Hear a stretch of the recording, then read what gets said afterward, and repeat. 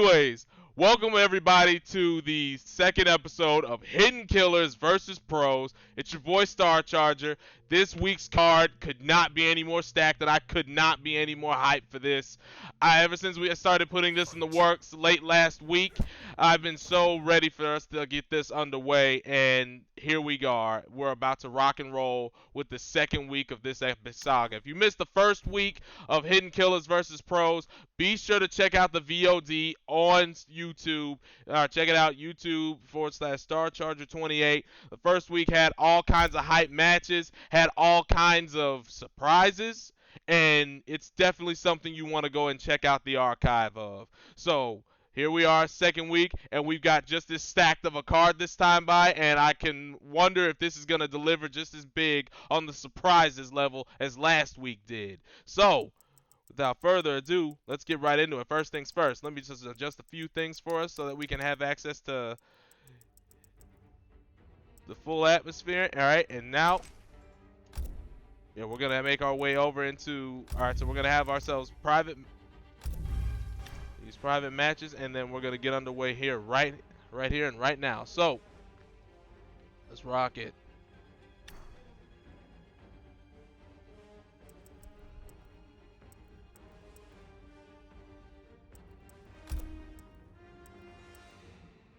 Yes, sir.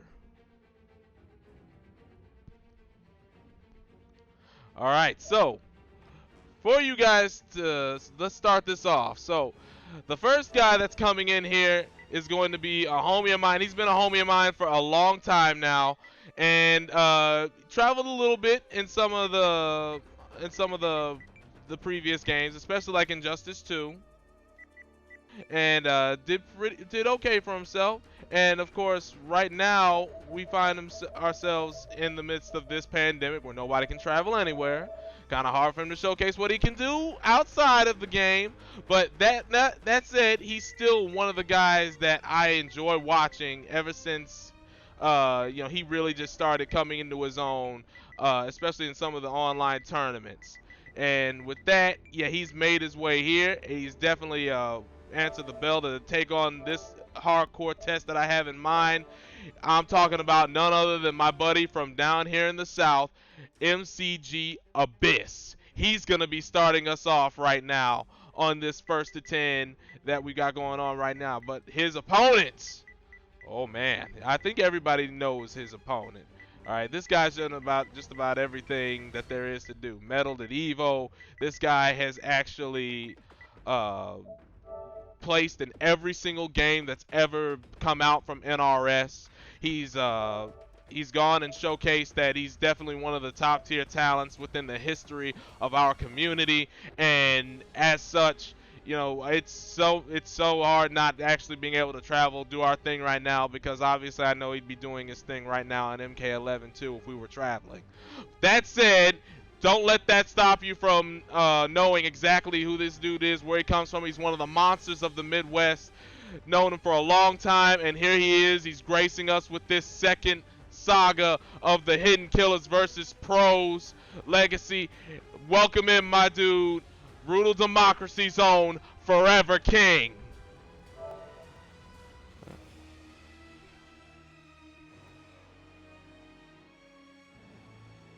Yeah, so right now we're gonna get these guys in here, and we're gonna get this rocking and rolling just as soon as I make some quick adjustments. It's the beauty of Hidden Killers versus Pros. You just do not know who you're going up against until it's time. But you will learn respect. I've invited these boys in here. Thank you so much for the follow, Abyss. Appreciate it, buddy boy. Good luck. And I cannot wait to see what you guys can do. So without further ado, let's get into it. Alright, so I'm going to enter AFK right there.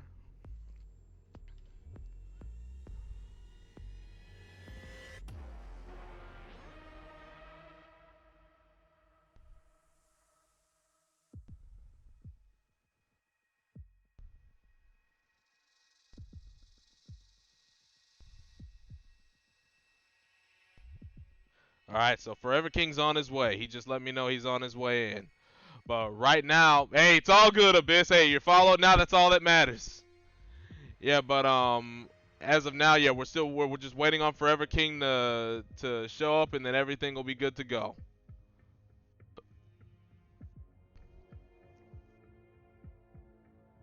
Yeah, the homie Abyss, man. He's been one of the supporters, one of the silent underdogs over here in the community for a long while, but he's really starting to find his stride right here in Mortal Kombat 11 and some of his placements in the Prince Panther tournaments as well as some of the Destroyer tournaments have really begun to reflect that. But here we go. We have it right here, right now. First to 10, boys. In this Mortal Kombat 11, we've got it going on. Hidden Killers versus Pros. Let's see what we're gonna have. And looks like my man Abyss is running with the Fujin. Popular pick these days, wouldn't blame him. And it looks like Forever King's going on with the Shiva pick. Black Dragon Fight Club. All right, another popular pick. So we're gonna have ourselves a little DLC battle going on. Retro Swordplay, this is first to 10 this week. All matchups this week are first to 10s. These are all first to 10s. This is all about testing the Hidden Killer's metal in a long set. All right, here we go. Episode 2, we're underway. Forever King and Abyss. All right, Forever King lands the first stomp. We got a wake up, but it's perfectly scouted by Forever King. He's scouted wake-ups for a long time in every game, but yeah, Abyss gets going on the second one. All right, so he's using Cyclone Fujin, which is all about that keep away. It's all about using the whip to just keep him right out of range. And wow, here we go. Can he time this? That is such a tricky thing to time, folks. You're up in the air for 400 plus frames, it seems like, or 400 plus years in figurative terms, but it is so hard to time that. But right now, Forever King's taking full advantage of that drop combo. But right with the nice reversal crushing blow with the stand one string. And nice confirm into the fatal blow for Abyss. And he's going to steal round 1 away from Forever King after Forever King looked like he was going to steal victory from the jaws of defeat. I will not fail. Round 2, fight. Ay. Yeah, you are right. You are right. You all right? Hold on.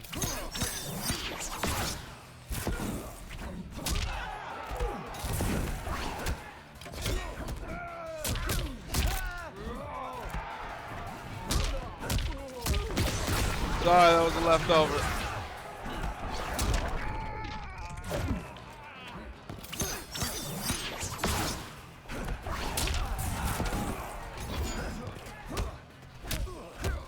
All right, we in there.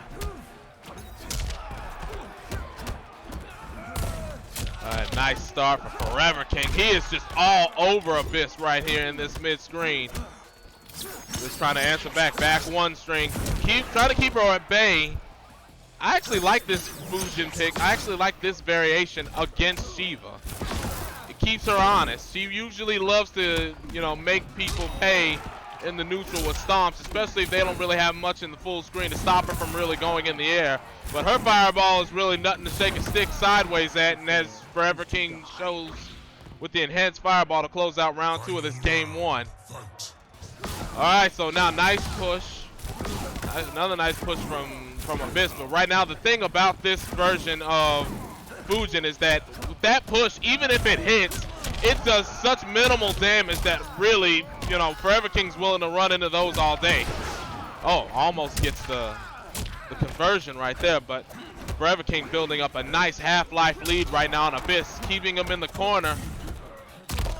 Back throw, and he's going to get nice Oki off this, even though he's got his back to the corner. And nice!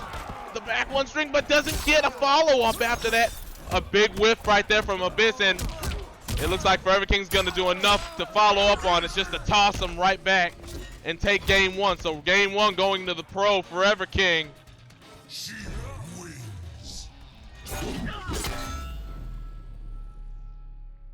Nice game from Forever King. Nice game from both players. Abyss definitely was in good shape in that game. He just had a couple of opportunities where he just didn't take full advantage of what he had. Well, in the sense that some of the things that he tried doing, especially combo-wise, were just so tough to time. And when you do it under pressure, makes it even harder to try and connect under pressure. But This is what this is for. This is all about showing who's got the, people showing their mettle in those pressure situations, showcasing who's got what it takes in those situations to actually pull off the sequences that need to be done in order to make the magic work. But right now, Forever King up 1 game on Abyss. Let's see if he can adjust. Round 1, fight. Yeah, Abyss saying that was supposed to be a 10.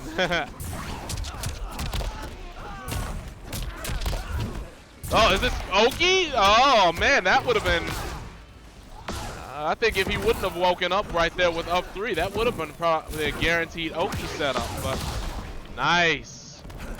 Back to and forward to it, Fujin are such pivotal normals in his arsenal, but I see a lot of Fujin players usually never want to incorporate it.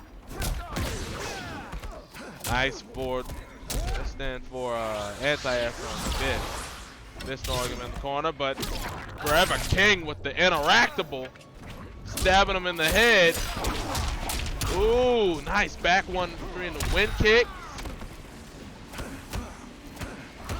All right, Abyss with the corner pressure. What'll he do? Keep her there. Oh, he elects to go back to mid screen himself, rather just let his distance game do the talking. No problems with that.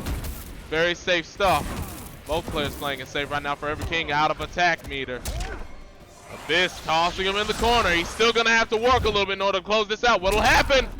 Forever King delays the stomp and he steals the round. Abyss was in firm control there for a moment in that first round, but Forever King steals victory from the jaws of defeat. Right now, Forever King up a game and a round on Abyss. Abyss now throwing him back in the corner. Beautifully done.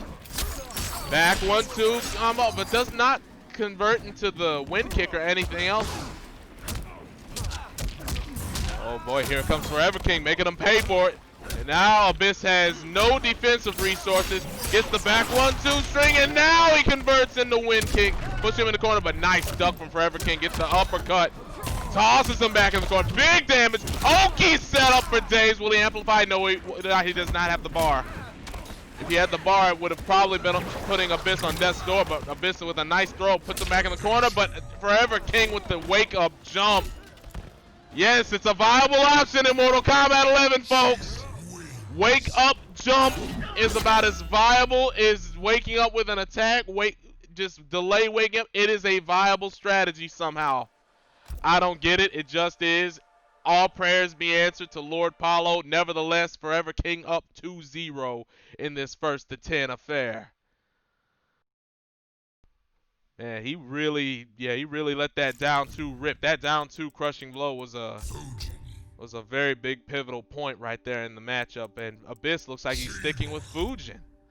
All right, so he's sticking it out with Fujin. We're sticking it out with this DLC battle that Forever King so far has the upper hand in. I'm a fan of both of these two's gear, by the way. Oh baby, man, this is getting good. All right, let's see what happens now. All right, Forever King up 2-0. Oh, and gets the back 2. This time does Abyss. Sends a full string. All right, goes with the 4-3 slide, but and gets the 1-1 combo to actually give him the crushing blow. All right, yeah, that wake up right there from Shiva, very useful. Snag people out of the air, legs on the ground. That's a lot of whiff recovery right there. If they whiff or you block that part of the string right there from that back 1-2 string, then Fujin's in for a lot of pain if you're on top of it. And speaking of a lot of pain, Abyss is gonna do the 4-3-2 crushing blow. Nice! I will not Abyss puts himself up first in this 3rd game. Round 1 Abyss. But he used up one of his most useful crushing blow resources with that 4-3 string, but we'll see what he does now. Back 2, no real proper punish for that. Forever King with the corner control, doing a good job, keeping him right there. Has the big combo going on the corner. Oki with the stomp. I like it. Another stomp, but this time, yeah, Abyss was like, yeah, fool me once, shame on you. Oh, gets hit with the down through crushing blow on the hop feint. And Forever King's like, nah, man, whatever you can do, I can do better. Final round, fight. Forever King's like, I see you, and I'll raise you. Nice back 1-2 string, and he's gonna go into the wing kicks. Nice back 2. Alright, Abyss builds up a little bit of a life lead, but that doesn't usually mean much in Mortal Kombat 11. That lead can disappear with just one touch.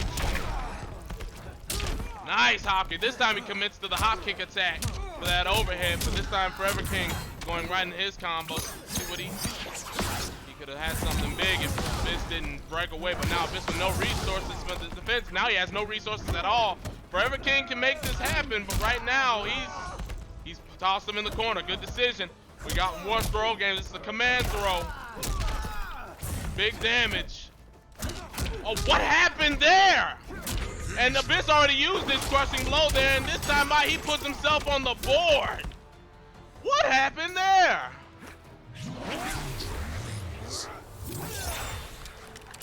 Ay. What happened there? That was crazy.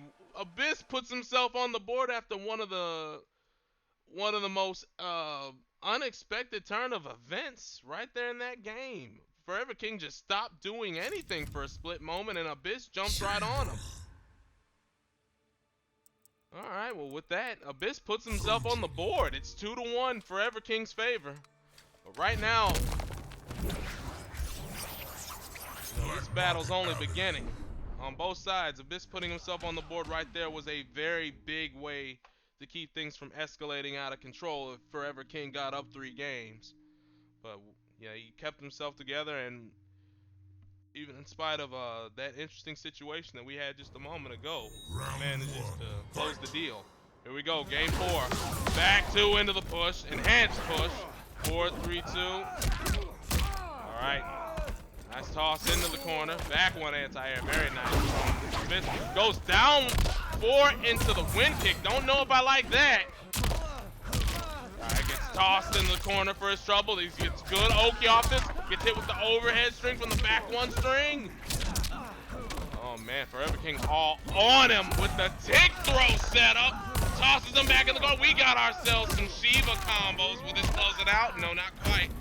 Nice flawless blocks all around. Focusing on that defense. Nice toss into the corner from Abyss.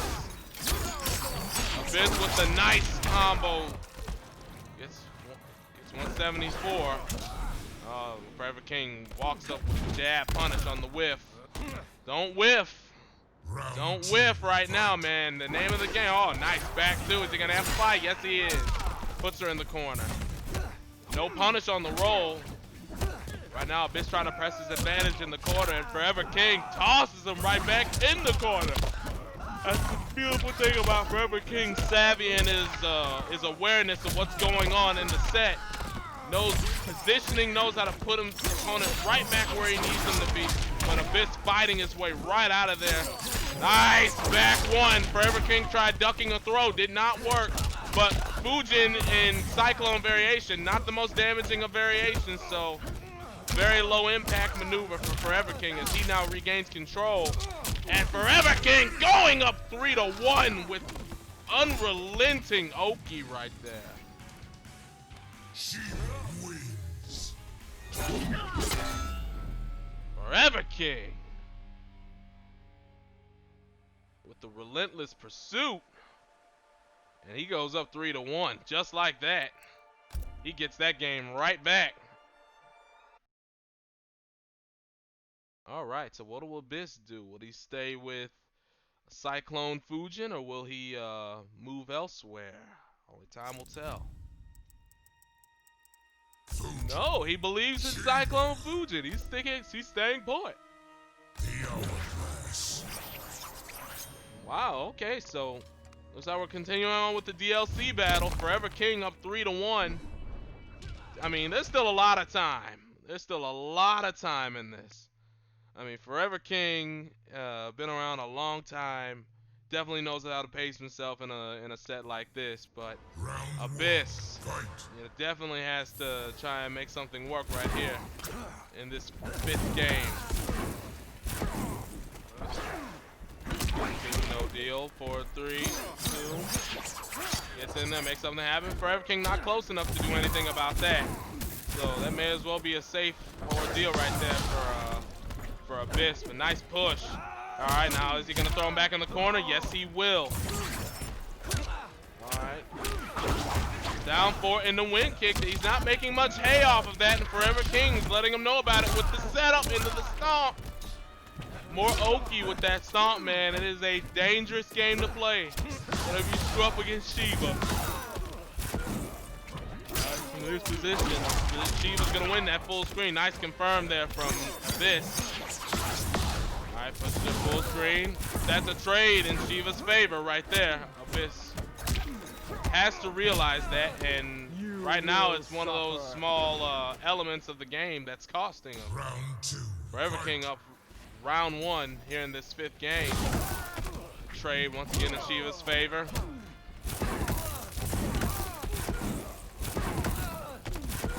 Forever King winning the distance battle, which is exactly what Fujin was designed to do in this particular variation.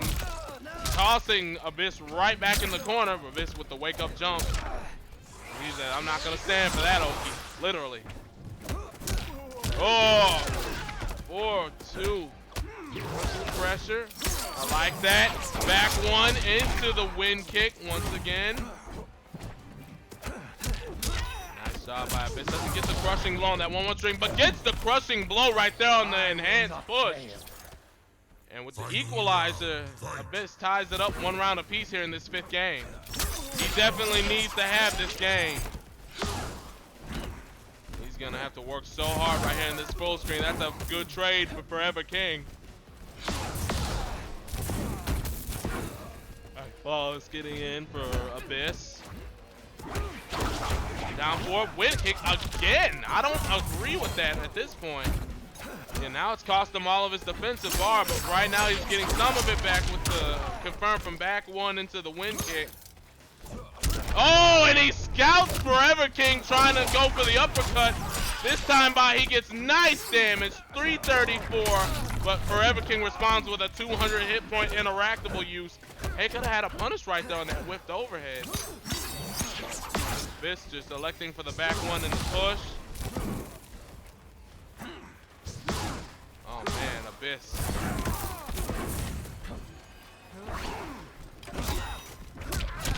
Oh man, Abyss just getting hammered right now in the confirm for Forever King.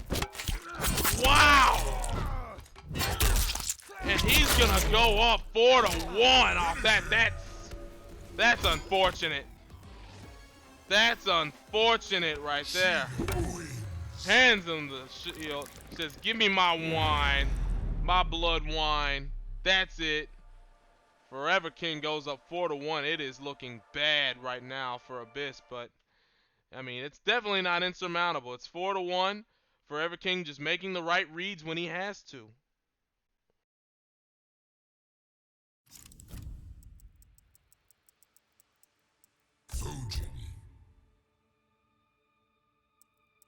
Alright, so let's see what we're gonna have right here in this 6th game. Forever King up 4-1, man. This is not looking too great right now for Abyss, but he's definitely in positions where he can actually make this work. He can make this work, but we're just gonna have to. He's just gonna have to cool it somewhat. Round 1. Fight. On some of the tactics that he's attempting, like down 4 wind kick. Right, off to an okay start this time by, but right now just 1 touch right there from Forever King. Next thing you know, he's got the lead. All right, try to jump out of that string. Not a good look. Nice jump in from Forever King with the stomp. Oki misses this time. No punish from Abyss. I don't know if that was an input error if he tried going for a hop shenanigan, but he's got a nice combo going right now. Can he get this? Yes, he can. He gets it this time, but doesn't get all of it. It doesn't lock her in, and he's gonna. He ate a combo for his troubles. Reminds me a lot of Katana.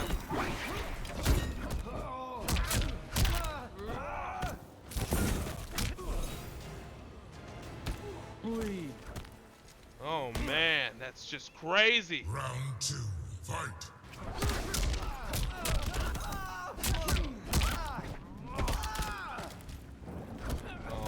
right now, Abyss is in a lot of trouble in this corner. He's down 4-1, and he's trying to make something happen right here and now, and he's off to a good start. Can he get out of this combo? Gets 312, not bad. Tried to hop kick shenanigan, but let Forever King come out. Another down 4 into the wind kick, and it's putting him in jeopardy again. No resources to get out of this, and now he's in a lot of trouble. Nice punish with the crushing blow with the 1-1 string. Tries going for the back 2 sequence. Probably going to amplify that if it connected. Doesn't get forward 2 to connect. Oh no, and that's going to close it out for game number 6. Forever King up 5-1. She wins.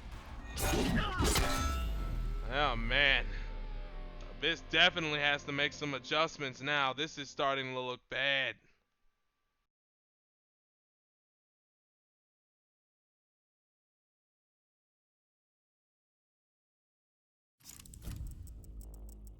Fujin.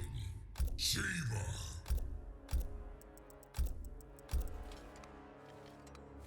Shinnok's bone temple. Oh man, so sticking with Fujin. Oh, all right.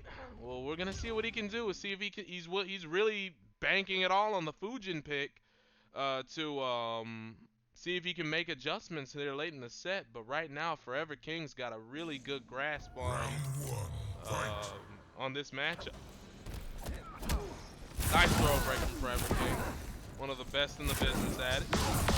Nice push right there. Another nice push, keeping her out of the air. Looks like he's more committed to playing a mid-screen to full-screen game right here, which is basically what this is built for. Nice crushing blow, the push, but with the bone scepter, and that'll toss him back into the corner with the interactable. Nice punish right there on the whiff. All right, Abyss making some nice adjustments thus far.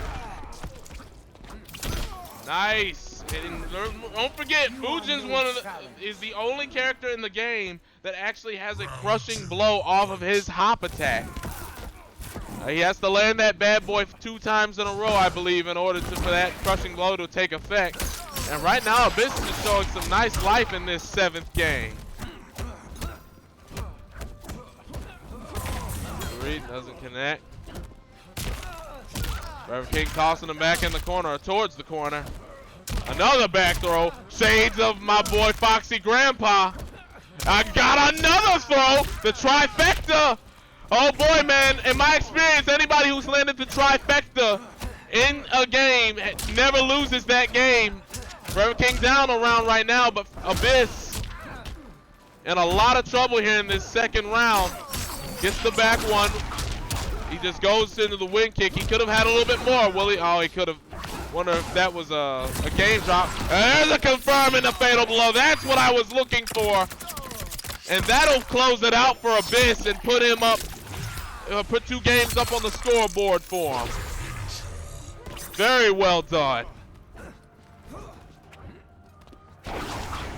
Oh man, showing off a little bit. Try to just collect his mind or just buy some time, or I don't know, maybe just missing some fatality or friendship commands right now, but nevertheless, Abyss puts another game up on the board, and that was definitely needed.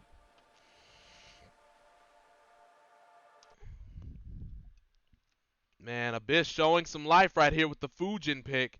Originally, I was thinking, you know, definitely probably would have been better off going on the character select screen, but he's making it work now. That was a very nice adjustment that he made in that 7th game, but he's got some ground to make up right now, to say the least.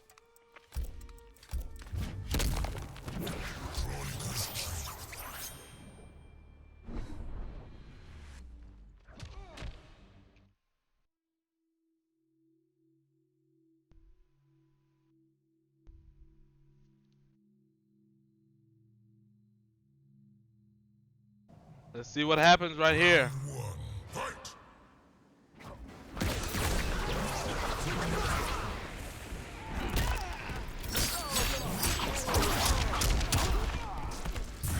Oh, nice whip punish on the wake up for Abyss. Abyss making some nice adjustment. Will he amplify this? Yes, he will. Will he confirm?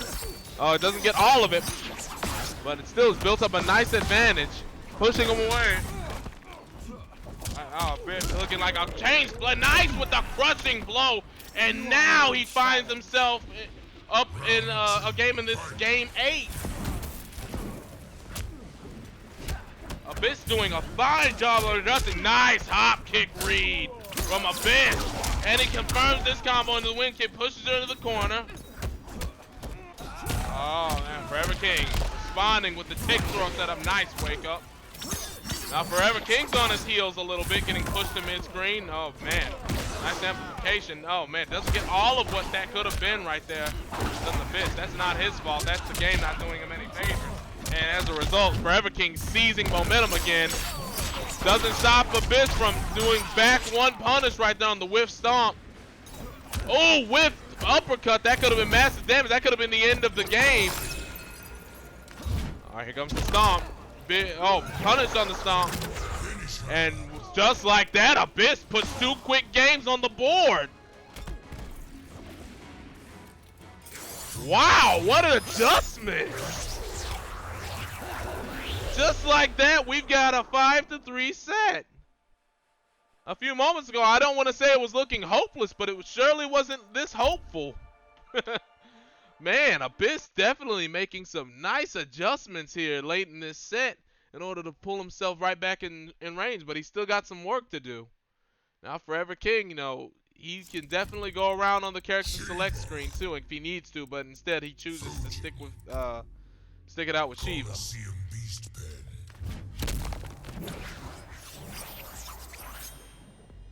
All right, this matchup's really starting to get spicy. As such, right now, it's a 5-3 set.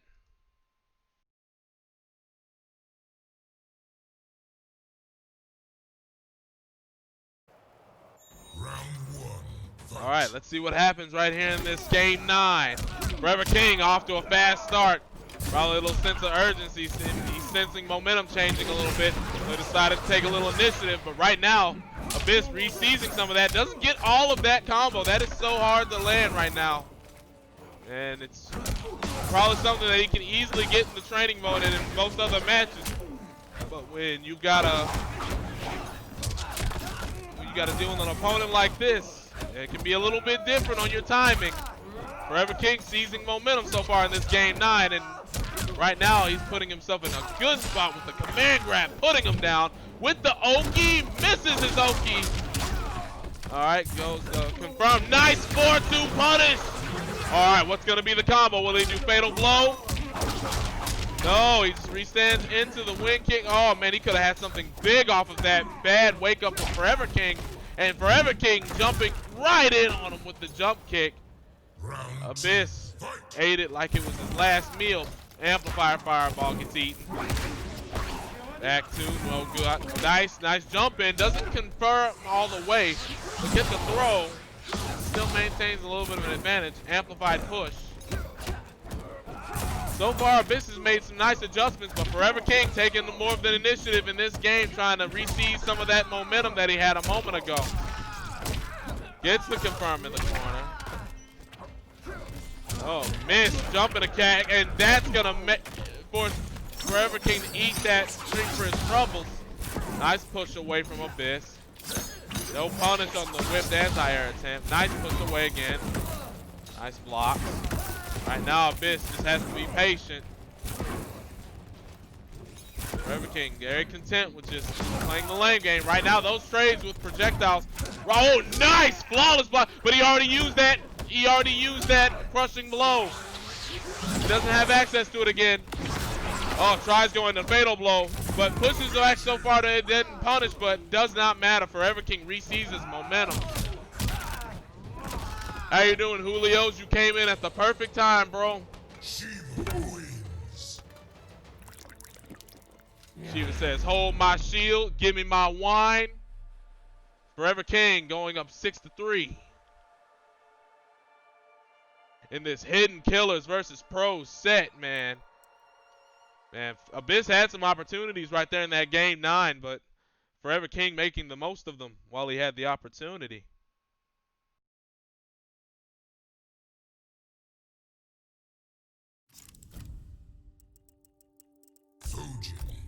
Shiva. All right, so we're sticking with the Fujin Shiva matchup. Now, Black Market Alley. Abyss shown once before that he can make adjustments. Let's see if he does the same thing right here in this game 10. I mean, this lead is definitely not insurmountable by any stretch of the imagination. And Abyss is playing good stuff. He's doing a lot of really good things in this set. But right now, you know, Forever King's just showcasing that he can clutch it out just a tiny bit more at this current juncture. But let's see what happens. He's 4 wins away from taking this set right here in our Hidden Killers versus Pros episode 2 opening match of the night. Back to crushing blow for Mr. Abyss. Nice flawless block on the jump in. And Abyss seizing firm control of this 10th game, but right now Forever King's like, all right, I see you, I'll raise you. Nice back 1-2 into the wing kick, amplifies it this time. All right, now it might be in Abyss's interest in order to actually implement some of the full screen game, and he got the message. Nice. It's just me, or does that push do more chip than it does damage on hit? I don't know, it could just be me. But nevertheless, right now, Abyss sitting in a good spot, minus his back being in the corner. Guys going for the 4-3-2. Try getting the crushing blow. Forever King trying to scramble. He gets the tick throw. Gonna toss him back in the corner. Jumps in. Abyss is right out of there with the wing kick. What's gonna happen? 14 seconds on the clock. Stomp coming. Uh-oh, will it amplify? No. Going for Oki. Overhead. Is he gonna choke this up? Oh, Forever King! Oh, no! Oh, no. That might be an inflection point on this match, man. I mean, Abyss already had a long road ahead of him, but that's not going to help. But let's see if he's got the mental fortitude to put it behind him. Tries going in with the slide. Low profile is the fireball. Gets tossed back in the corner for his troubles. Nice! Whip punish on the reversal. Oh, it does not get all of that. Yeah, the game's really not doing him any favors when he has that. And speaking of doing no favors, Forever King perfectly scouted the jump in. Gets no payoff with the flawless block up too. Nice wake up from Abyss. Let's see if he can close out this round. He's in good shape again. Right now, looks like the distance game might actually pay off in his favor. Well, I said that last time, and look what happened. But here we go. Can Abyss clutch this out, or will Forever King just be allowed to just toss plasma from across the screen? Imagine seeing Shiva outzone somebody in a game. Never thought I'd see such a thing. Very nice. Confirmed for Abyss to actually tie things up here in this 10th game. Beautifully done. All right, what's going to happen now? Tosses him back full screen. Nice flawless block. This time gets the crushing blow. Nice hit, knock out of the air for Abyss. I believe he's already, I don't think he's used that crushing blow. I could be wrong though. Oh, nice scout on the uppercut from Abyss.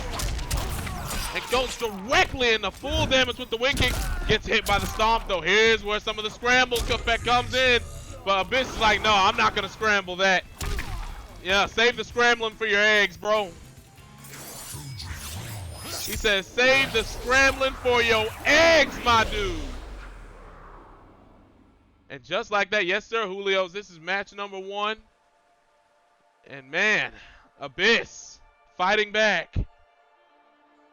Puts his 4th win on the board to Forever King 6.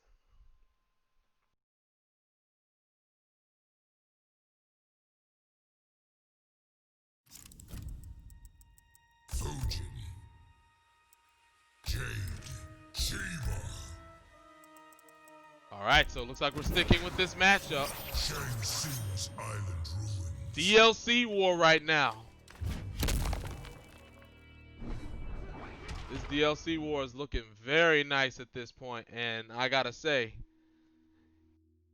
you know, right now Abyss showing some good stuff, actually keeping himself right in the thick of things. Round one, fight. Alright, now let's see what happens. Oh, big whip in front of Forever King. He could have gotten much more than that, but just opts for the throw and gets another throw, which, to be honest with you, in Shiva's case, a back throw for her is almost as good as a full combo because it gives her some of the best Oki off of a throw in the entire game. Oh, man. Does not scout the last part of that string, the Abyss. Goes for back one and back two. Nice hop kick on the throw, reversal attempt. Nice stand four anti-air. Abyss off to a nice start. All right, folks, remember that all of that string does not combo. All of that string does not combo. That's usually for just addressing addressing tick throws, but Forever King taking the first round of game 11 here in this first to 10 set. And these boys are playing very well right now in this close set. Nicely done from Abyss. Gets the crushing blow.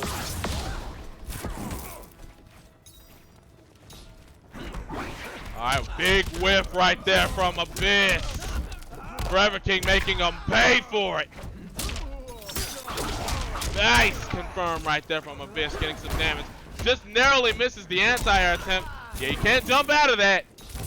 You can flawless block it, but you can't jump out of it. But right now, Forever King re-seizing some momentum with the command grab. Feel the power of the only grabs. Boy. Shiva wins. Woo!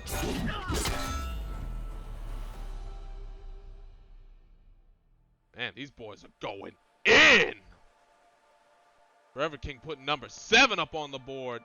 Seems like every time Abyss tries to capture some momentum, Forever King is right there to just say, nuh-uh, you ain't gonna have that for very long. Abyss in the chat saying he hates the breakaway input, and I do not blame him one single solitary bit. Yeah, man, that breakaway input is... It is definitely a beast, to say the least. Oh, man.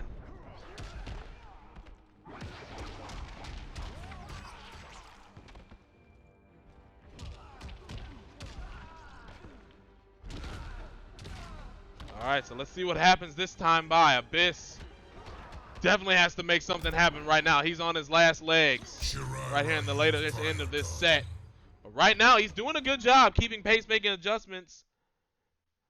And let's see if he can do so again.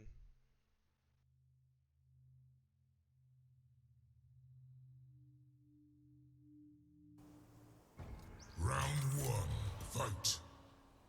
All right. This goes nicely under the fireball and gets out jumped right there on the Oki. Wake up jump. Like I told you folks, it's a viable option somehow. And nice air-to-air conversion right there for Abyss. Starting things off right here in this round. Nice 4-3. Gets a nice throw, puts her in the corner for her troubles. Just narrowly misses on that anti-air, but keeps nice spacing in the neutral to make sure he's in a good position to give damage and not take damage. And gets another confirm into the wind kick. Nice standing 4. All right, Forever King gonna toss him back in the corner. Yes, he is. Now Forever King's on the move. Will he use his meter? Yes, he does so to get out of the dodge. And Forever King hitting all the buttons on his pad and saying, yo, hold my shield. The DP. Smashing him with the shield and then kicks him in the jump for good measure. Man. Round two. Talk about adding insult to injury with that. All right, Abyss. Let's see if he can adjust to that. Nice 4-3. Sticking with the 4-3. Oh, man. Nice back one conversion into the wing kick. Fujin's all about hit confirms, bro. This character, he's not going to give you a lot of the flashy damage, especially in Cyclone. Obviously, in Cloud Walker, he's going to give you nice damage, but in Cyclone, this one's not exactly made to be. Oh, nice whip punish. He's meant to be just a hit and run character. Oh, this the third time in this set Abyss has scouted that uppercut right there in the corner. Nice escape from the tick throw setup for Abyss. Forever King with the nice flawless block up 2. And boy, oh boy, Forever King has got firm control of this round and this game. Man.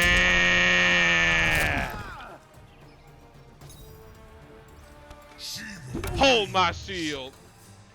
Oh, man.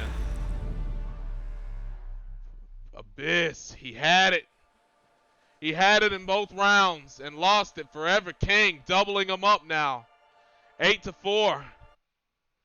I mean, I don't know if it's input errors, nerves, whatever the case may be, but man, Abyss. Oh man, he's in yeah, he's definitely got to pull something out. He's definitely got to pull something out, man. It is starting to slip away from him a little bit, and he's playing good. That's the interesting thing. He is playing good. Problem is, you know, it's just like he definitely has to make some adjustments.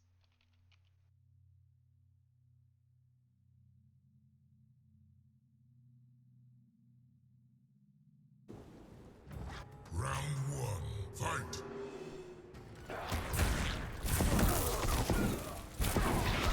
All right.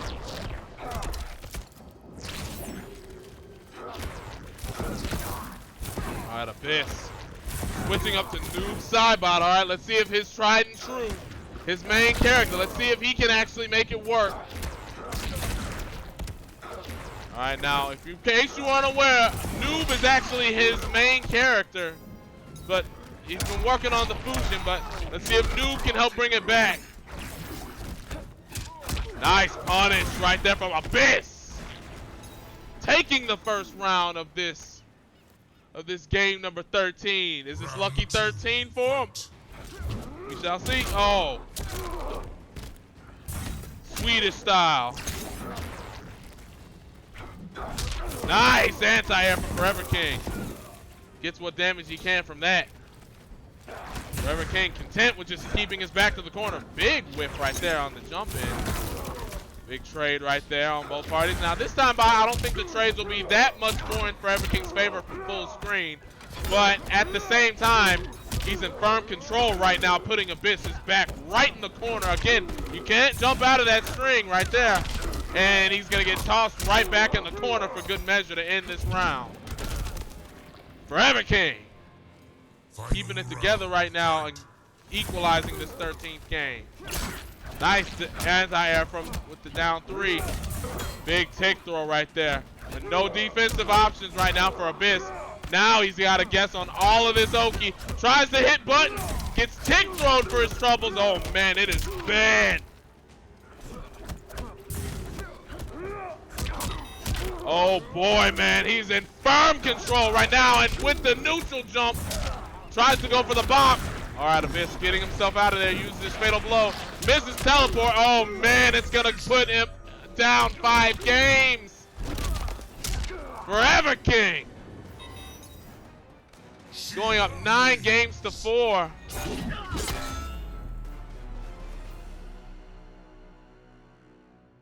Oh man, Forever King. He's just made it so much worse for Abyss right now. He's got his work cut out for him, to say the very least.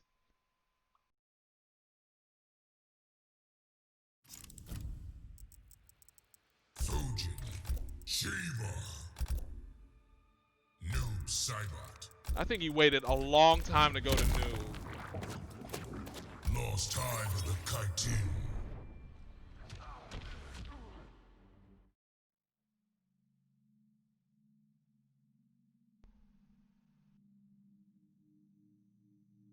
He's got a lot of... Round 1, fight. He's got a lot of ground to cover right now. I think he just waited way too long to go to Noob. I mean, I definitely think if he had made this switch a few games ago when it was about 6-4, 7-4, whatever the case was, when Forever King re-seized the momentum, that would have been the perfect time for the switch. But right now, he's got a lot of ground to cover. And Forever King, you know, Forever King's Forever King. He's not going to make it easy. Win 6 out of 7 games, or the next 6 straight. He's got to win 6 straight. That's a tall order in and of itself. Nice punish right there from Abyss. Gets nice damage on the punish. Misses on the fatal blow. All right, they've decided to reset the neutral. Forever King feinting that he's gonna stomp. This time he gets the fatal blow. The Sikorsky. Oh my goodness gracious. And gets sickled in the head for his troubles. Ouch. Owie! Round 2, fight. Man, let's see what happens this time by.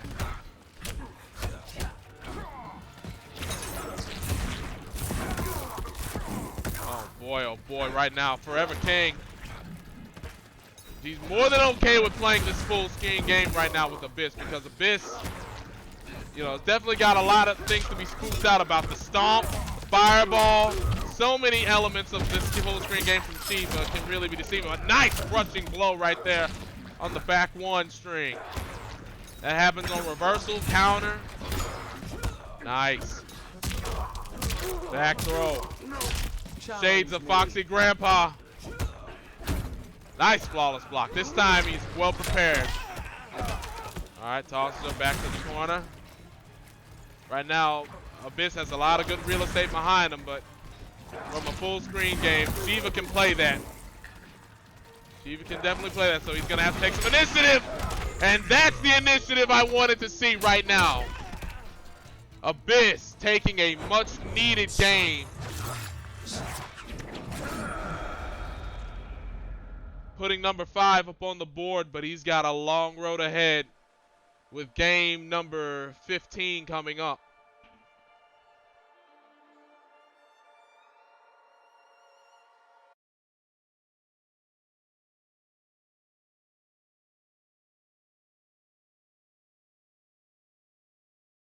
All right, well, let's see if he can build on top of that. But that's a good way to do it. That's a very good way to do things. Saibot, Shaolin Trap Dungeon. Right now, Abyss.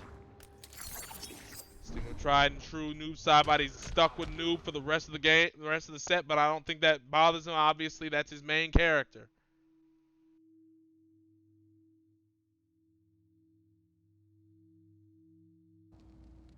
Round 1, fight.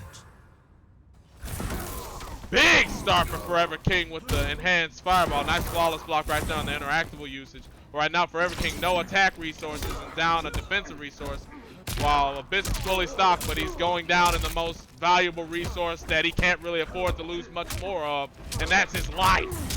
And boy, is he losing a lot of that right now. Holy shit. And nice wake-up buttons right there from Abyss. But missed on his anti-air. Wake up 3. Nice throw. What can he get off this Oki? No, can't really be playing that. And the teleport is going to put Forever King on match point for this set. Round 2, fight. Forever King off to a good start. Now he has no defensive bar. Neither does Abyss. Both used it within the span of a second for a breakaway. Wake up button's no good. The mix-up works for Forever King. Misses out on his Oki with the stomp. But gets big damage right now. And Forever King in the corner. Abyss can have a big combo right here in the corner, and he takes full advantage. 400. Misses out on the uppercut. This Forever King. Will it be a fatal blow? Yes, it will. Big damage. Sikorsky. More Sikorsky. Sickled in the head, and that does a lot of damage, man. Abyss. Oh, big whiff right there in front of Abyss's face. Both players playing as defensively as possibly can. Another big whiff. Abyss had a couple of opportunities. Oh, man, big opportunities in his face, and Abyss just can't seal the deal. Forever King wins the set 10-5. Good stuff from both players. Wow. Big stuff from Forever King, closing it out against Abyss. But you want to know something? It was not free. That was about as far from free as you can get, man. Props to both players. Big round of applause to both players. Good stuff. Way to open things up right here on Hidden Killers versus Pros, man. You know, what all that came down to was just, that just simply came down to being able to take firm advantage of the opportunities presented. I mean, man, Abyss had a lot of opportunities in that set. Oh man, he had so many opportunities, and he definitely repeated a few things that Forever King was key on to try and make him pay for it, like the down 4 win kicks in the Fujin matchup, and then of course the teleports in the noob matchup, and then just every single time Abyss ran out of the defensive meter, whenever he would just resort to wake up buttons or anything that would just leave him fully open for whatever Forever King had in his arsenal. King just didn't miss. More times than not, he just didn't miss, and that was just the difference. And a few missed opportunities combo-wise from Abyss in both sets of the matchup definitely didn't help. But I definitely thought he did very well. He did very well in the Fujin matchup. Definitely thought he should have switched to noob a little bit sooner when Forever King seized momentum in the later stage of the set. But nevertheless, great stuff from both guys. Outstanding. I salute you both. Thank you so much for opening up Hidden Killers versus Pros, the second episode, the second saga that is to see if our Hidden Killers have what it takes to take on and defeat the best of the best. Matchup number 2 is on the way. I can't wait. We're about to get started with that here in the next few moments, and I cannot wait. Yo, Maverick, 7218, thank you so much for the follow. We're going to get match number 2 set up here in the next few moments. All right, so give me just a couple of moments, and we will be right back at it.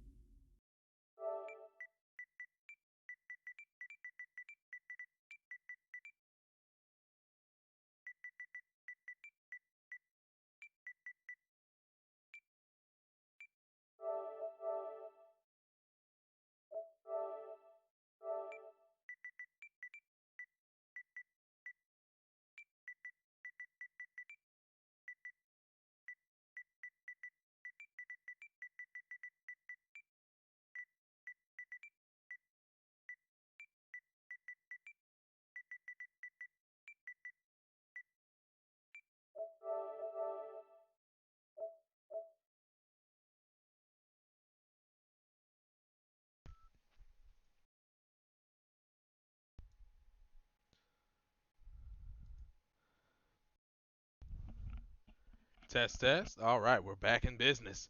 Yo, first set, burner. Good stuff. Forever King, Abyss, awesome stuff. All right, and we're going to move right on into this second set that we've got set up for tonight. They're on their way over here inside of this matchup, but for this second matchup, yeah, we're going to have a couple awesome boys coming up in here. One of them making obviously his Hidden Killers versus Pro debut with he's been a guy that I've been aware of now for the last couple of months. Had some pretty good sets with him myself. He's done pretty good for himself in both the Destroyer tournaments and in some of the Prince Panther tournaments. And I'm very excited to see what he can do here in Hidden Killers versus Pros. All right, and the man that's my Hidden Killer in this set is none other than Creaky 386. Everybody. So I can't wait to see what he can do in this set. But his opponent, oh man, his opponent's a known killer, and he showed some of his mettle tonight, and he's shown his mettle across the community, online, offline, it does not matter. And he even showed his mettle last week on the first episode of Hidden Killers versus Pros, and he's come back for more. He dealt some damage last week, and he's looking to do the same now. I'm talking about my boy, the one and only Noble Semiij. Let's get right into it. First to 10, boys. We're about to get right into the thick of things here and now. Let's go.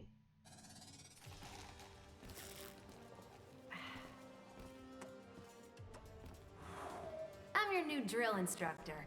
That's cute, but I don't think so. You'd rather be court-martialed? Round 1, fight. All right, let's go. Getting right into the thick of things. Semiij versus Creaky. Semiij tossing him right into the corner. Looks like we're gonna start off with this Cassie versus Jax. All right, Semiij fresh off of his Prince Panther top 8 that he just got earlier tonight. Creaky, you're coming in fresh. All right, but that said, Semiij might very well be in a rhythm. We all know this man. This dude definitely gets in one of those rhythms that's very hard to break when he starts. Ready. And as such, he takes first round of game 1 here. This first to 10 affair right now. Woo! Nice stiff arm from Creaky. All right, in this particular match, Creaky is going to have his work cut out for him, making his opportunities, especially from a distance. But when he's got heat, anything can happen.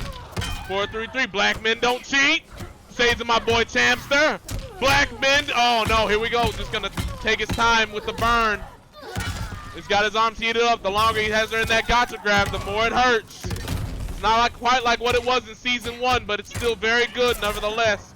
Safe flip out, nowhere near as punishable as it once was. All right, Semiij looking to receive some of the momentum that he's lost from Creaky in this second round of this first game. No duck right there on the last end of that sequence. This time the privilege kick works, and this time he misses combo because of a breakaway. All right, now it looks like Semiij's gonna close out this first game. That 1-1 from Cassie is definitely one of the most deceptive strings in the entire game, simply because of the fact that thinks he's gonna go for a throw. Next thing you know, you're getting smacked around by a jab string, and you're just like, hot damn, did I really get hit by that? The follow-up comes out so quickly after the first hit's blocked that you don't have time really to register and react to the fact that you actually blocked that bad boy. But nevertheless, Semiij taking game number 1 in this first to 10 affair. All right, will Creaky stick with Jax? Yes, he will. Coliseum Beast Pen. Bar not intended, by the way. Oh man, but right now we're off to a very fast and furious start right here in this first game. All right, so game number 2.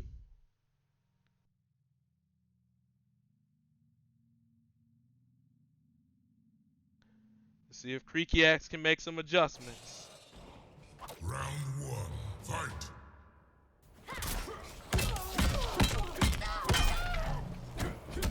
Alright, looks like Creaky going fast and furious. Safe flip out again.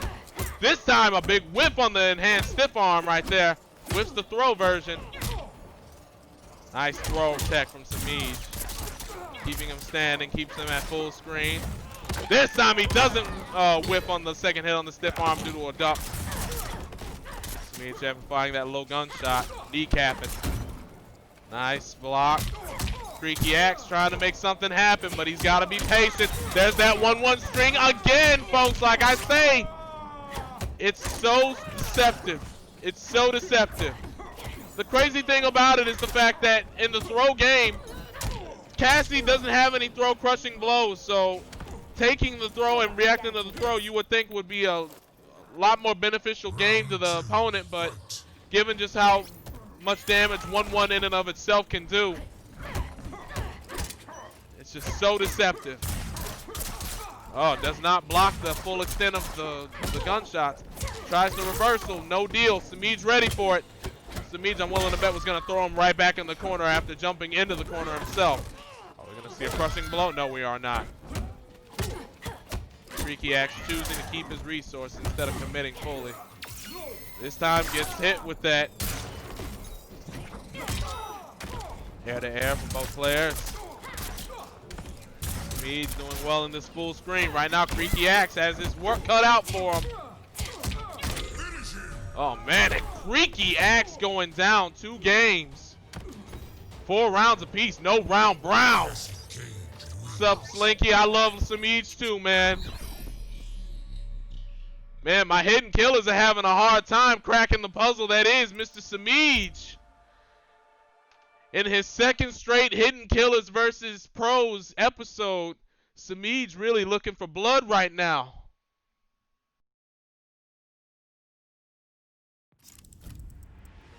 Cassie Cage. Jax.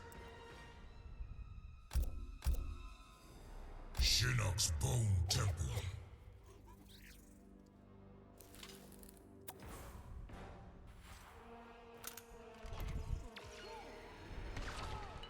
All right, let's see if Creaky Axe can make some adjustments this time by.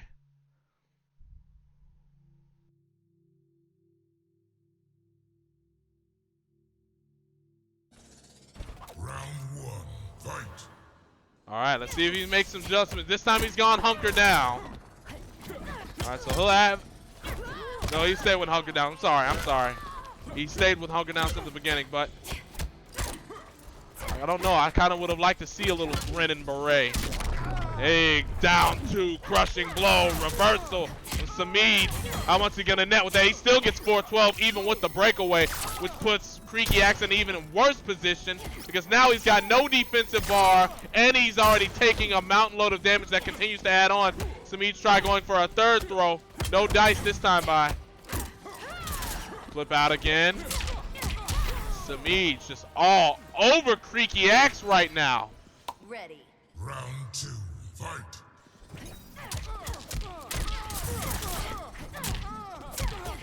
Oh man, right now he's just all over Creaky Axe. He's not letting him breathe.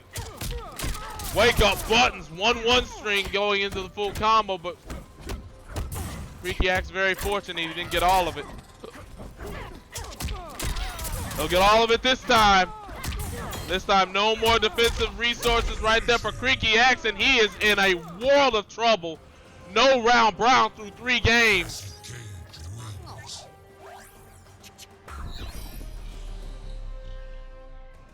Wow. Semiij is just absolutely rolling. Woohoo! No round brown through 3 games, man. We've definitely got to see some adjustments right here. Cassie Cage. Definitely hope to see some adjustments here in this last game. Jax. Shaolin Trap Dungeon.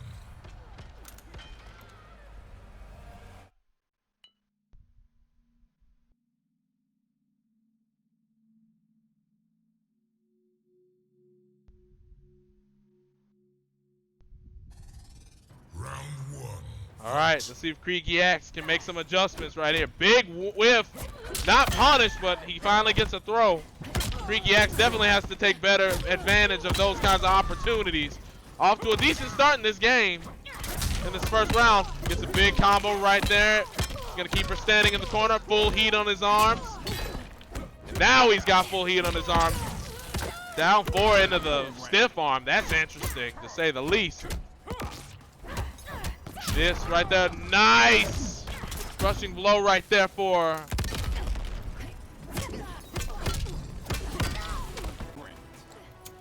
And now Creaky Axe making some adjustments right now.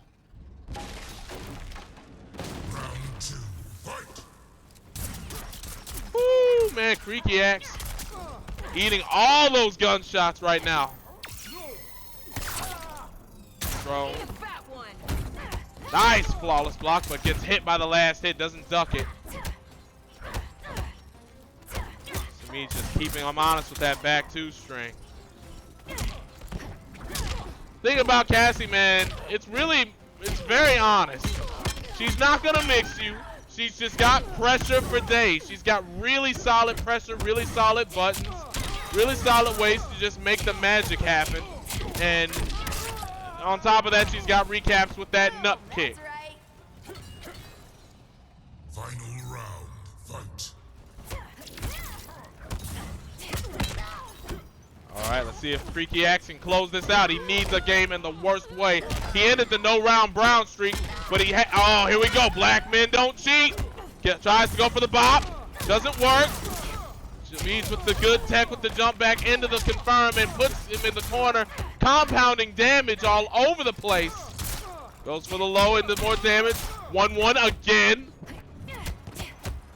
That 1-1 putting in so much work for Semiij right now. 1-1 again. It is doing a lot of good work for... Alright. Right now, Creaky Axe on his last legs. Last breath. Gets the down 1 into the kneecap, and that's what's going to end it. Creaky Axe had opportunities galore right there, and Semiij is just going to walk away with a 4-game lead, with the score now being 4-0. Creaky Axe got to make some magic happen right now. I wonder if he's got anybody in his back pocket that he can bring out to try and save the day.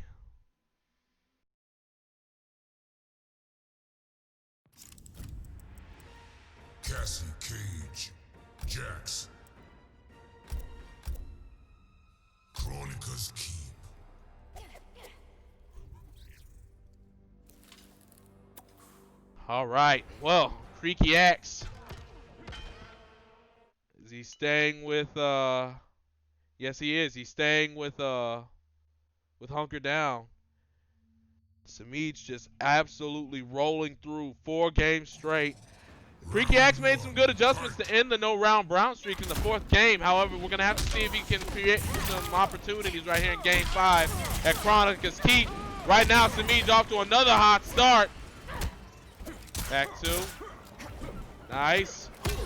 Nice block. The 4-2 into the mix. Big whiff right there. If he was quick on the buttons, he could have gotten a full combo off of that. Or gotten however much he could have gotten with Jax, one way or the other. Definitely let one slide. All right, goes low this time. Very nice, very punishable if it was blocked.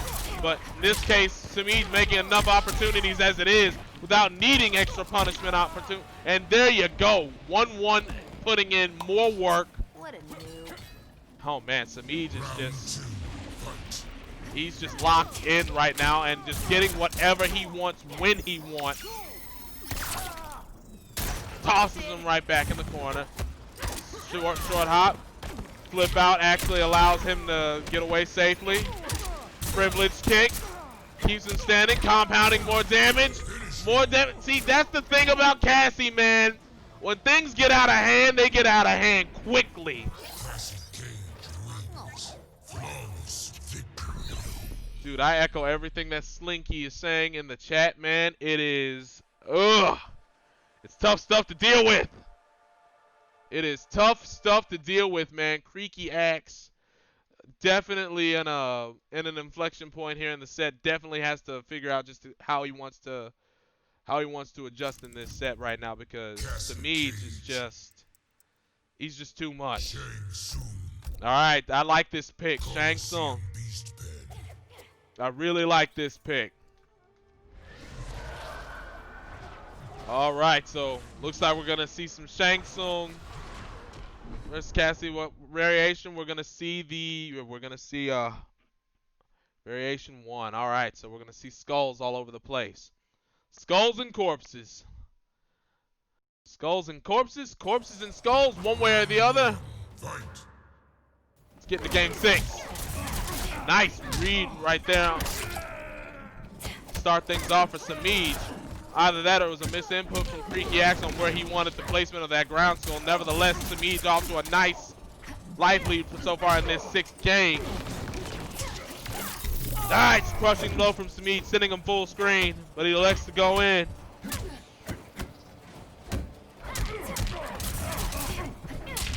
Jeez, I mean, it's very little you can use. There's nothing special about it, folks. It's just bowling shoe ugly. I'm getting in your face, staying in your face, making my opportunities where I can. At this point, it almost seems like as though if you're not blocking against my boy Semiij, you're wrong. Goes for down 4 into the Hell Sparks. Shades of Shinnok and MKX. All right, gets the 1-1-2 to send them full screen. Semiij right now is just tossing everything at him, literally and figuratively. Nice poke out right there from Creaky, but he's got a lot of ground to cover. All right, gets a combo. All right, gets a little something. Corpse hop Oki. All right, nice flawless. Very seldom do you see Shang Tsung put at a disadvantage at full screen, but Semiij making it work so well, taking game number 6. Yeet! Cassie Cage came to play.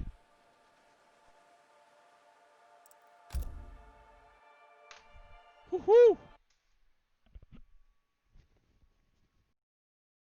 Man, Creaky Axe has a lot of ground to cover. He's got the skill to make it happen.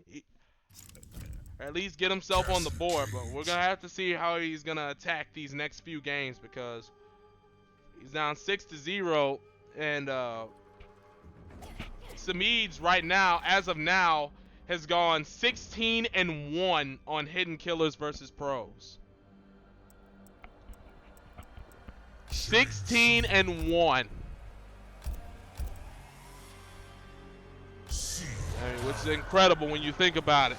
Last week, yeah, he actually started off Hidden Killers versus Pros. You're gonna have to give me a moment, but right now, yeah, he's just making certain that he's just not gonna let up or give anything away right now. And so far, yeah, he's just absolutely running train on Creaky Axe. Very little he can do.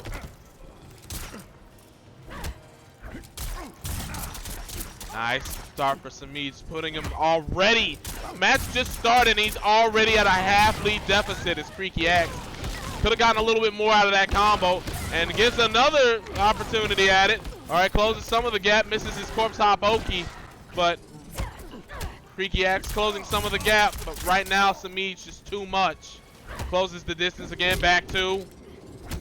Back to 3.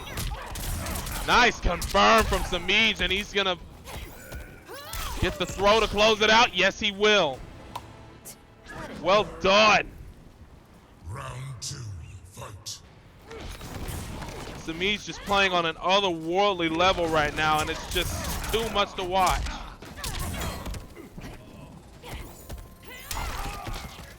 Nice throw back in the corner from Semiij. Once again, round barely even begun. Creaky Axe at a half-life deficit. That's where things just get away from him. And right now, Semiij on point with all the confirms. Nice throw break. But Semiij just not relenting. He's like a honey badger going into a log after the hive, knowing full well he's gonna get stung, but he wants the honey so bad he won't be denied. Semiij, man, just running train right now. Man, this is the danger of Hidden Killers versus Pros, man. And every single thing about this is meant to test every single ounce of what you can do in this situation.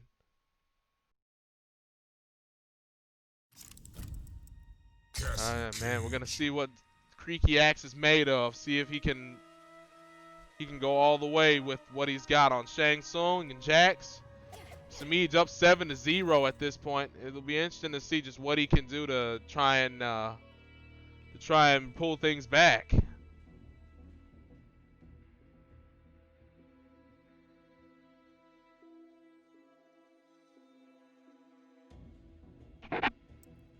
All right, Creaky Axe thinking long and hard about what he wants to do.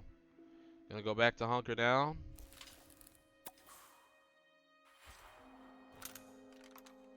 Trade in the skulls for the thumper and metal arms. Excuse me. He's thinking long and hard about it.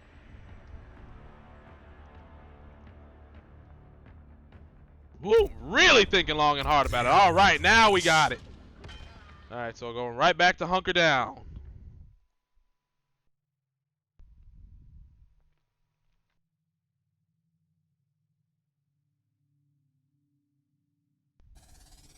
Round 1, fight. And it was my man, I'm Big Daddy G last week that Semiij played in that first match, or rather the first episode of Hidden Killers versus Pros last week. And it was the first match too, by the way. Yeah, that was the first ever match of Hidden Killers versus Pros. So Semiij definitely making good on showcasing why he belongs in that pro category. And my Hidden Killers are finding that out the hard way. Oh man.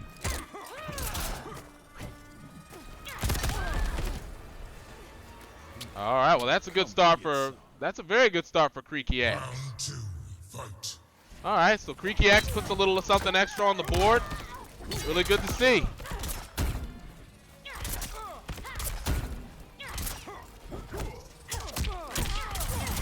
Nice.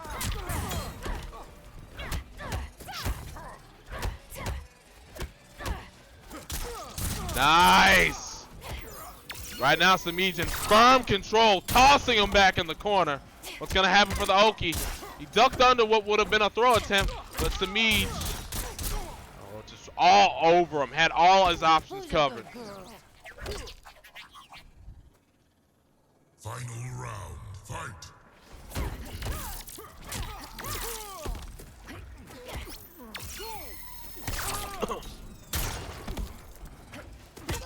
No dice on the hop shenanigans. Semiij electing to go mid-screen now.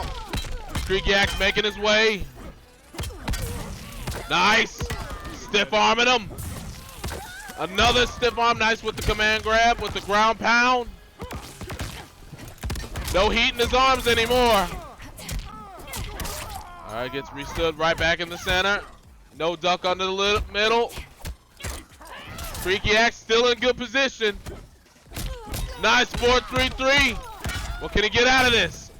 Instead, he played it safe. Oh, misses the enhanced stiff arm. No defensive resources. 1-1 straight, flipping out. Keeping it safe as Semiij. Both players being very respectful. Privilege kick block. Privilege kick block. Back two block. Creaky Axe doesn't want to press anything. Goes for the fatal blow, and that's going to cost him. Oh, Creaky Axe. Ay, ay, ay. Oh, man, I feel his pain on that one. I mean, he was just paralyzed with fear when Semiij got in. The moment Semiij got in, he was able to just do whatever in the world he wanted in the later stages of that match. And by the time Creaky Axe finally came out of his paralysis, he committed to the one thing that Semiij was prepared for that gave him the win. Oh, man. Up 8-0 is Semiij. And all time, that puts him at 18-1 here in Hidden Killers versus Pros.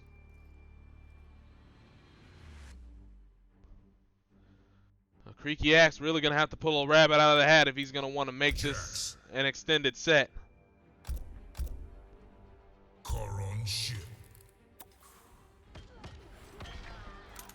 All right, well, let's see what Creaky Axe can do. Right here with more Jax, 8-0 deficit. See if he can get himself on the board right now. Round one. I mean, Fight. or you have to do in a situation like this, you definitely gotta just chip away. Just hope you can just chip away, narrow your goals. The ultimate thing you gotta do if you're down at a deficit like this is narrow your goals on what you wanna do. Don't think big, think little picture. Punishes, combos, winning the neutral, winning the Oki, winning each exchange that you can and not taking the worst punishment that you can if you screw up. Right now, Semiij, or he's basically pulling a reverse Uno on that Zen. Round two.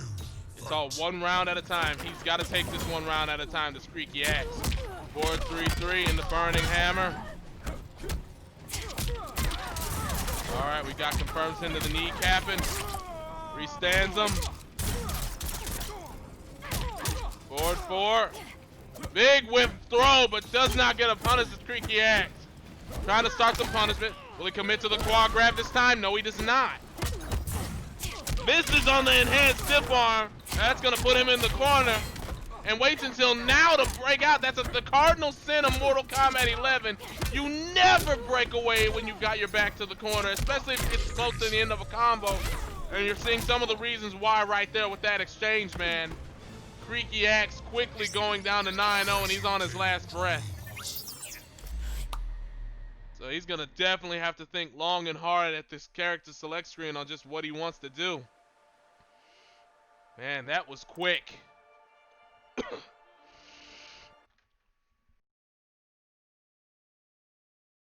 That was a quick game 9.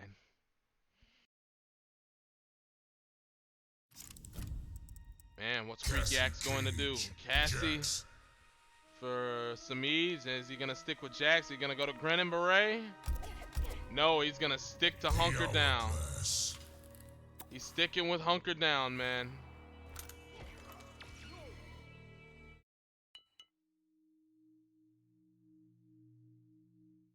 All right, let's see how far this goes.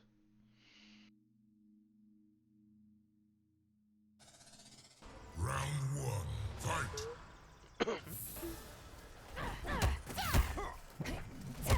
All right, Semiij immediately going in. 4-2 in the burning hammer. Creaky axe. Big whiff right there. No punish right there from Semiij. A very rare mistake. 4-2 burning hammer. No dice. Gets tossed back to mid-screen for his troubles. No punish right there on the enhanced version of that gunshot. Will he break away? No, he will not. Instead decides to eat all the combo and get restood in the corner. Semiij is all over right now. Nice whip punish from Creaky axe. Semiij with the wake up 2.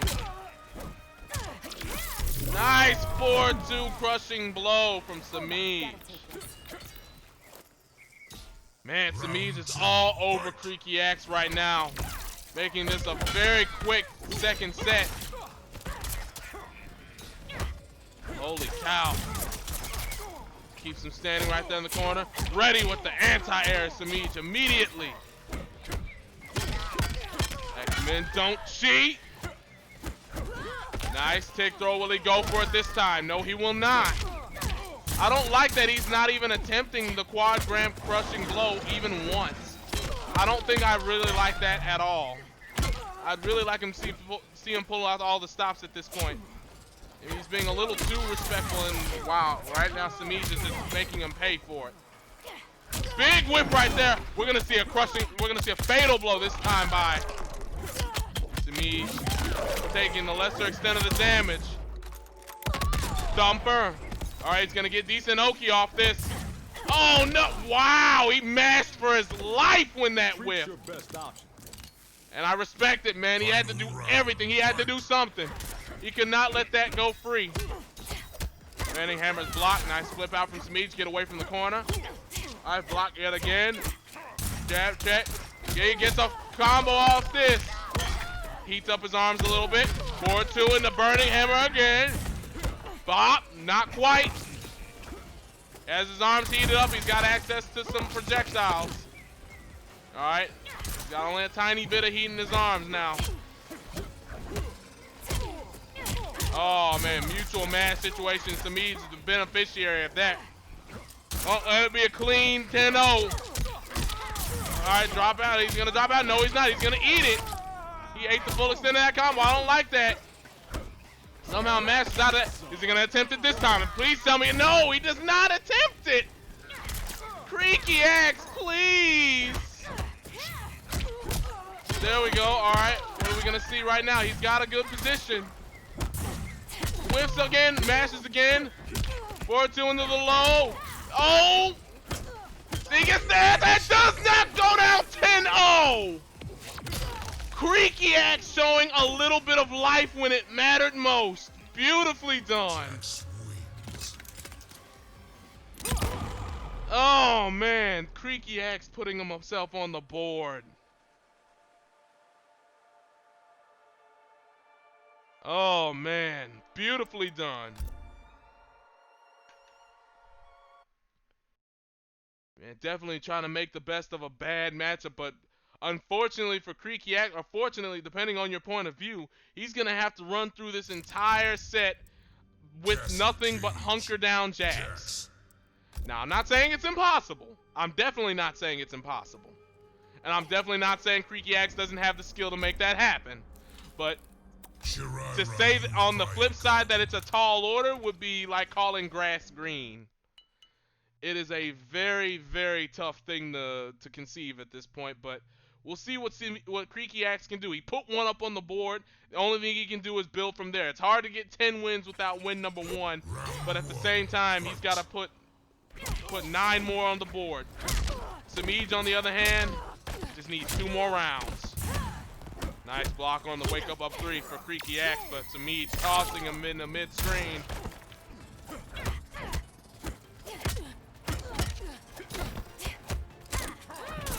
He's flipping out again. Air to air, both guys get tagged. Semiij sticking with a full screen mantra. 4-2 burning hammer for Creaky Axe. 4-3-3 into the stiff arm. Off to a good start with Creaky Axe in this game. Waits his turn, does not get the punish. Once again, that has that whiff. Those that don't know, that stiff arm first hit, if it's not amplified, is a mid. The second hit, if it's amplified, is a command throw. It's a high command throw, though. Is he gonna attempt it this time? I know he will not. Misses on the uppercut when he broke away, does Creaky Axe. Gets 4-3, 4-4 into the fatal blow. I think this will kill. Oh no, I'm wrong. It scaled quite a bit. Wake up 3 for Creaky Axe, and he has the second hit of down 1-2 duck. What a noob. And Semiij steals the first round of game number 11. That should have gone to Creaky Axe. Creaky Axe got to find a way to put that out of his mind, though. And he has to do a better job of that than I am right now, because, man, that should have been his round. Goes for 4-2 burning hammer, no dice. 4-2, 4-2. Quad grab, does not attempt it again. I don't like that. Creaky Axe, please. I need to see some more quad grab enhancement.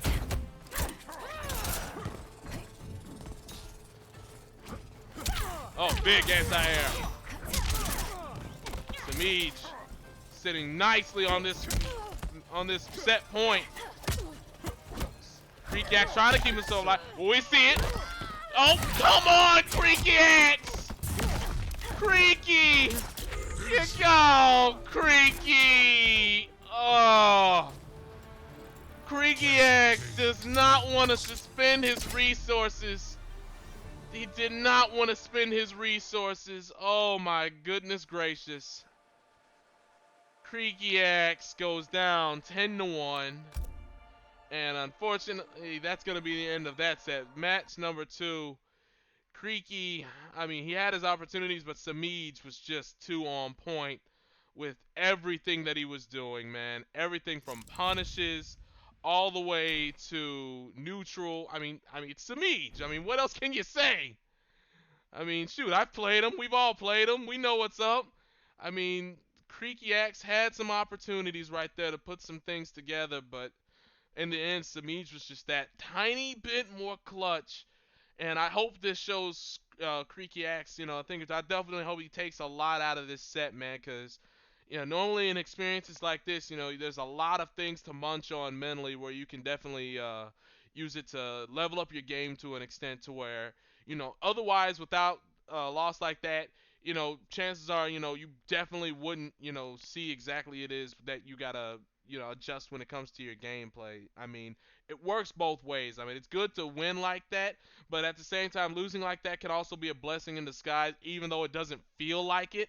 I mean, heck, even sometimes for me, I can definitely take it that way. I mean, hell, uh, personally, I lost a match against Ninja Killer the other night, very similarly to the way Creaky Axe just lost now. But it showed me that I've got a lot of things. I'd have a lot of things to work on and to look back on in order to try and level up a little bit. And ultimately, that's what this is all about. Seeing exactly where some of the everybody that's hopeful in getting to the top of the ladder in this game is, and seeing how they stack up against the guys that are already sitting on the top rungs, the brass rungs of that ladder. So beautifully done for both guys, man. Hey, Semiij, brilliantly done. Anytime, man. And right now, we're going to get started putting together our main event of the evening. And boy, is this going to be a great match. I cannot wait. Give me just a few moments, guys. We'll be right back with this main event. Don't go anywhere. It's about to get juicy.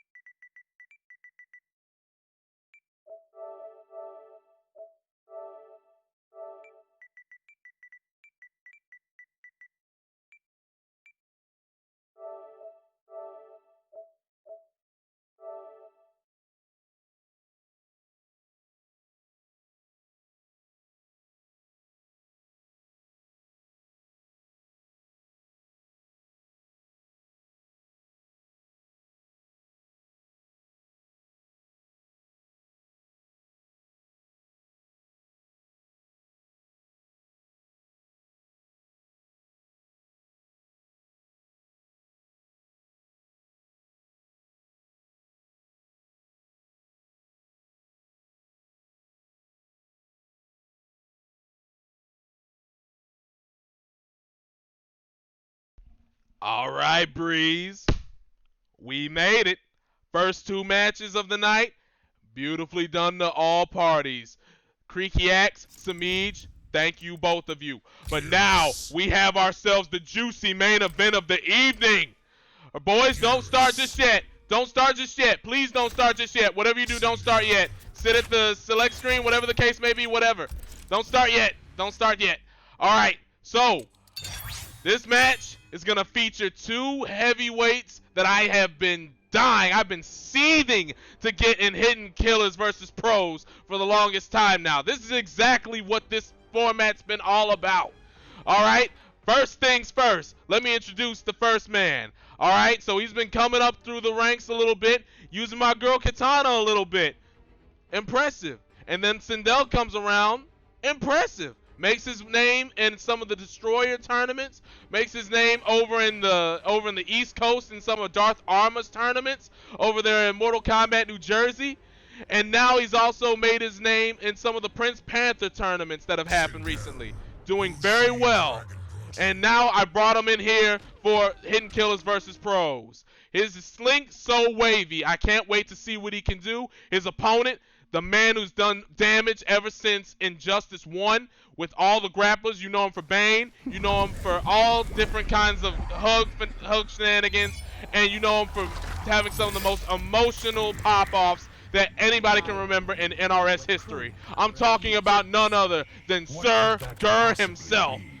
Garrus Gur, let's go. We are ready. Fight. Let's rock it.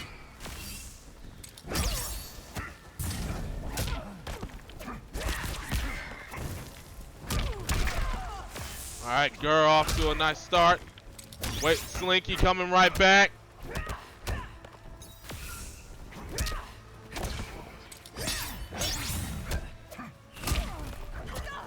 All right, carrying him right. Not quite corner carry, but sends him right, sends him far enough away where he can actually get some of his clone shenanigans going. But here we go. He's gonna send him right next to the clone, but clone goes away. Carries him right to the corner. Bop! Time ravages you. With the Frankenstein Garrus too. Round 2. Fight. All right, let's see how Slinky can manage to come back from this. First to 10 set, folks. We're sitting here now.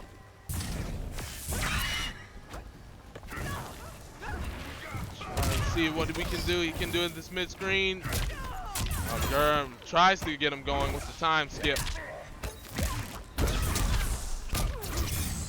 Oh, big cats right here for Gur. Don't let him have this. Wow! I know, Gnarly Gato, ain't it great? What's good, Lord Akuma?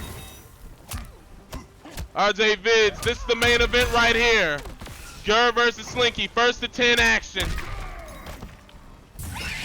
Right now, up to now, my pros have gone 4-1, or 5-1 in combat.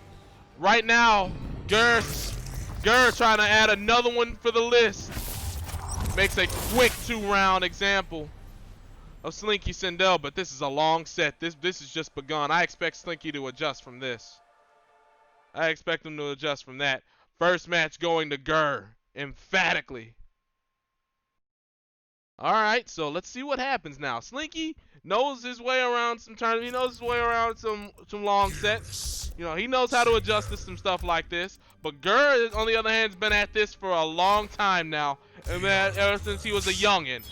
One of the true prodigies of the community, having come up from a teenager all the way up to now, showcasing exactly what he can do against some of the world's best. And has proven it on stage after stage, on game after game. Really started to peak out a bit in Injustice 2, and has started to do the same here in Mortal Kombat 11, and hasn't missed a beat. Round 1.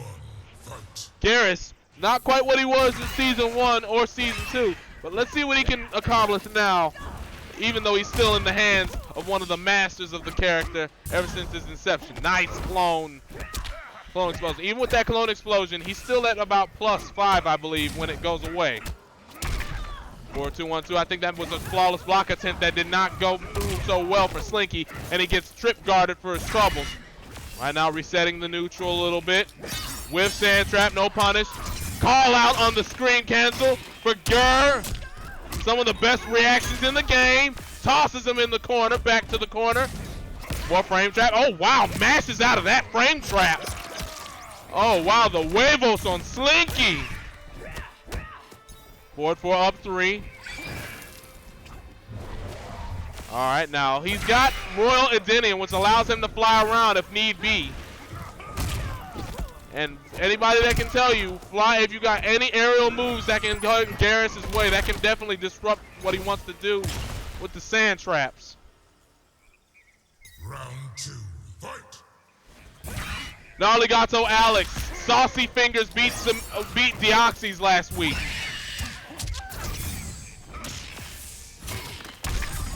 Oh, we could have seen a beautiful combo right there. Or we could see another one right here. Bow! Right in the corner. Forward 4. Nice sand trap right there from Garrus. And gets the crushing blow this time. Right now, Gur working on a no round brown through the first 2 games. Bow! Slinky's definitely got his work cut out for him. What's he got with this flight mode? Nothing that scares Garrus. A nice punish. Slinky on his last legs right here in this second game. Alright, gets the air sparks. This time he gets the screen cancel. Keeps him going to the corner. Nice block on the overhead. Tries to go for the screen crushing blow, but no avail. Gur, no round brown through the first 2 games. Man! Man, this is Garrus, bro. This is Garrus. This is Garrus. I mean, Gur has stuck with them through the nerfs. Gur has stuck with them through basically everything, and is showcasing that he can still just completely and utterly make it work at the highest levels against anybody, anywhere. I expected as much, man. If you saw this man use Bane, the Atom in Injustice 2, you know full well this guy can make it work with different styles.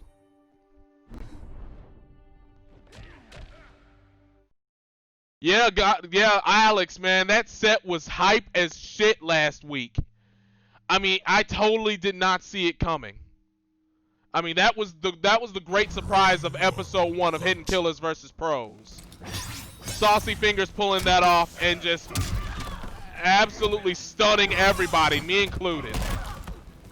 I mean, it wasn't like Deoxys played bad. Saucy Fingers was just on point. Saucy Fingers made it work last week with Joker, but that was last week. Let's see what happens right here and now. Gur up 2-0 right now on old boy Slinky, and right now things aren't looking too good for Slinky here in game number 3. Man, my pros came to play tonight. Woo, man, my pros came to play tonight. Let's go. Stabby, stabby, stabby. Tossing Gur into the corner is Slinky. Another screen cancel. Gets the overhead and gets the fatal blow cancel into it. Boom. Hold this. Heels in the eyes. Ouch. And down 4 takes it for Slinky. And man, oh man. Slinky answering back a little bit after getting no round browns over the first 2 games. +5 right there, man. You cannot mash on that. Yeah, man, those exploding sand clones, man. +5. Bow! Man, Gur's not quite as disrespectful as some of the other Eternal Garrus players that I know of. Like Burrito Voorhees, for example, man. He'll know that he has you in that loop, and he'll keep you in that through loop in the corner all day until you can actually prove somehow to have the defense to get away from it. Big overhead. Backbreaker. That's going to put him in equalizing territory. Equalizing things up in this game 3. 1 round apiece. Will Slinky close it out, or will Gur go up 3-0? Good start for Gur. Power slamming him back down to the ground. Nice screen, but I thought that was going to be a crushing blow for sure. Evidently not. Forward 4 up 3. I hate that move, but it's working for Slinky, which is what he needs. Breakaway, no defensive bar for Slinky. Full resources for Gur. Now he's got no defensive bar. This is the worst position he could possibly be in. 4-2-1-2. Oh yeah, man, this is not good for Slinky. Sand clone, +5. It gets out of it. Not close enough for that stand one to connect. Big read right there on that whiff throw attempt for Gur. Slinky trying to keep himself back into it. Air sparks. Tries to go for the screen crushing blow. Now clone is in play. Flow right over it. 4-3 for Gur. 4-3 again.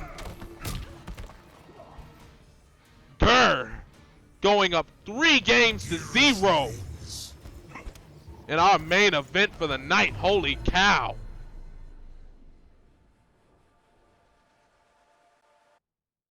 Sir Gur just putting it in. Putting all the work into getting this set off on the good foot. 3-0 so far on Slinky. He's got to make something happen. He's got to make something happen. Is he going to switch variations or is he going to stick with Royal Edenian?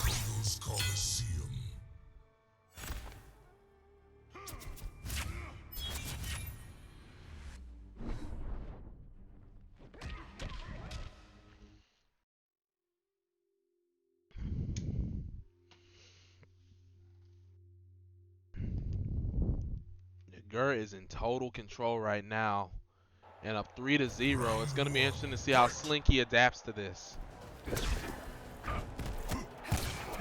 Oh, nice back two. Nice cancel right there. Good defense right there. Now that cancel's not plus off of anything. It just leaves her in mind game territory above all else. 4-2-1-2 into the clone. One, down one, down one. Nice, it goes in the 4-2 overhead. Down one for Gur, gives him his turn back, and he doesn't waste it with the throw. As we all know, Garrus has that Oki off the bow! Poor choices. Here we go. Bow! This is what I was talking about, keeping him in the loop.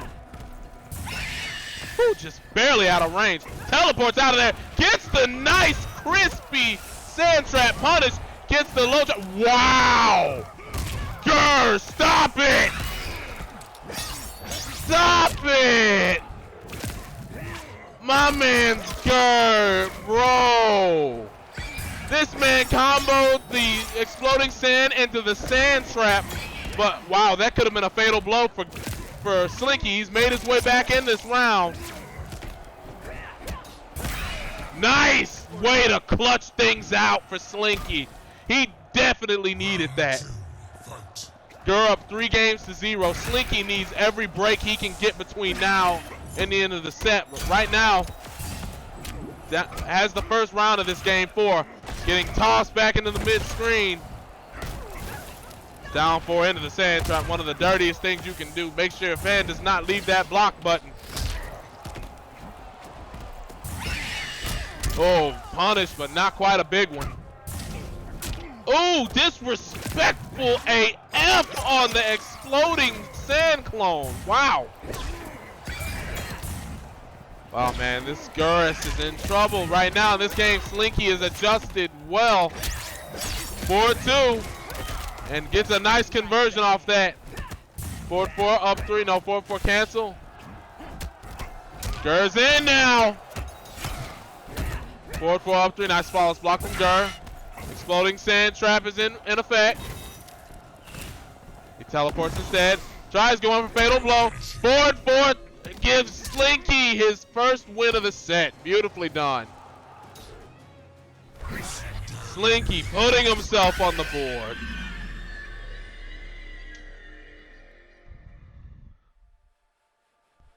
Well done. This is a battle of the East Coast right now. These guys usually play each other over at the Combat New Jersey locals from time to time. Yeah, they're right over there within that same area, but right now, Gur is having his way. But Slinky getting a much needed win on the board. Let's see what's going to happen. He's sticking with Garrus, of course, but Slinky now making the adjustments necessary to pull himself a little bit closer to trying to equalize things in the set, but one game at a time. First, he's got a good number 2 on the board before he can really start having any kind of real delusions of grandeur, if you will, but obviously that's not the case right now. But nevertheless, going into game number 5. 4-3 for Gur. 4-2. 4-4 up 3 right there for Slinky. 4-2-2. Back 2. Nice low star screamer for Slinky. Another low star screamer for Slinky. Getting it done in the corner. Hasn't pushed in the corner. Nice instant air hop. 4-4 up 3 has him. Down 1 gets him his turn back and tosses Slinky in the corner for Gur. Tries to go for an empty jump throw. Alright, Sand Clone is in effect. So, wow, teleports right in his face and gets the throw. Wow, only a Garrus Master can actually make that work. Now we've got throw loops on deck. Slinky has no defensive bar. He's got to play defense for all of this. Gur coming right back. Wow, what a read from Slinky. What a read right there. Wow, man, I would not have had the huevos to make that read. Bow! Right in the corner. Down 4. Nice anti-air with the down 4 for Slinky. Back 2, gives him some space. Nice throw out of the stream. Throw loops on deck. Oh boy, this is Garrus. You can't just wake up down 2.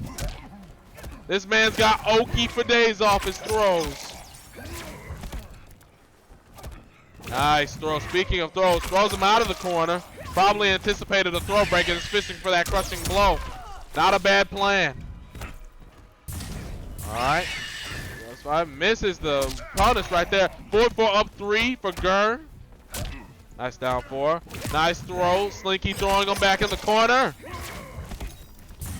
Cancels his 3. Nice overhead, and he puts 2 on the board.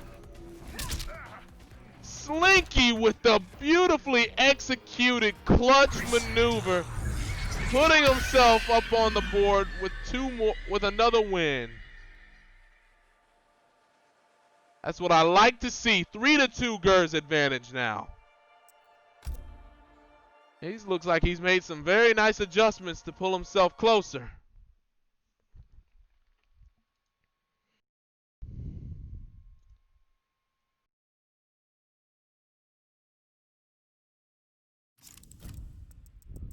Garrus. Sindel. All right, sticking with, of course, the Garrus and Sindel matchup. All right, let's see what happens now.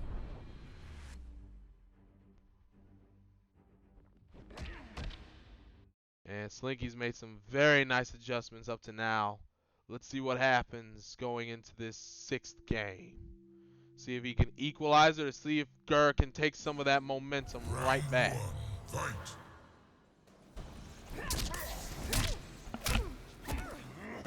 Nice throw from Gur.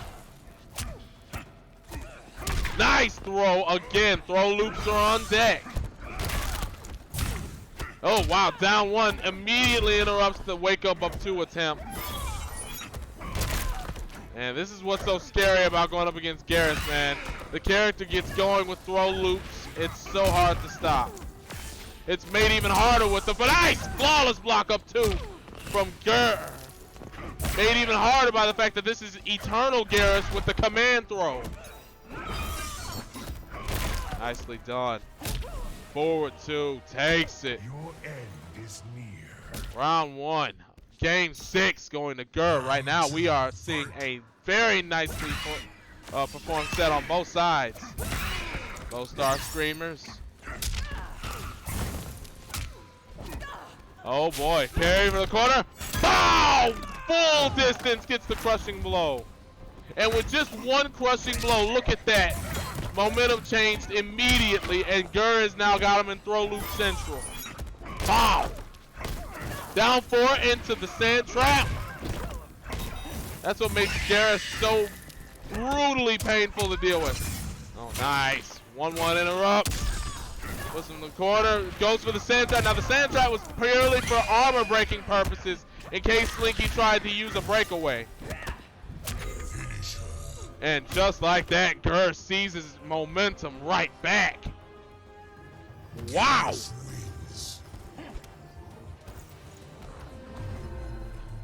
Just like that.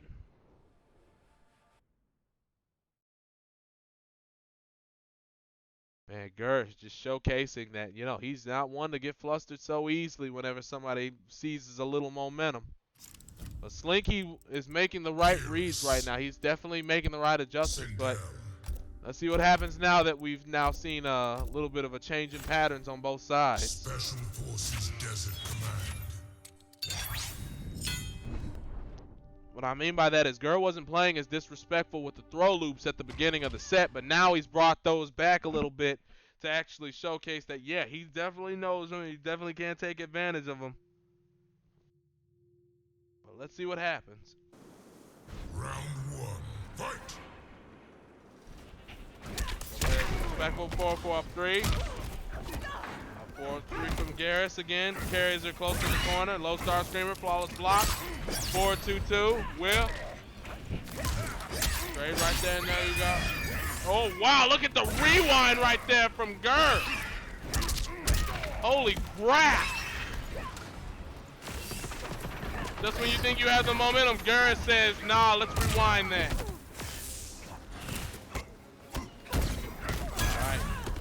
Sides resetting neutral to both of them. Nice right there from Gurr. Again with the mix. Back 2 to try and gain some space, but all that does is get him whip punished. Sand clone in effect. Wow, +5 even at a distance. You gotta respect that advantage, especially with sand trap. And just like that, Gurr takes the first round of game number 7. Round 2, fight. Wow! Nicely done, man. Gurr is just doing everything in his power to make sure that he's punishing every little thing that happened. And there it is. It was gonna happen eventually. I'm amazed it took 7 games. What? Rewinds it right back? Oh wow, it's gonna be interesting to see how Slinky deals with that.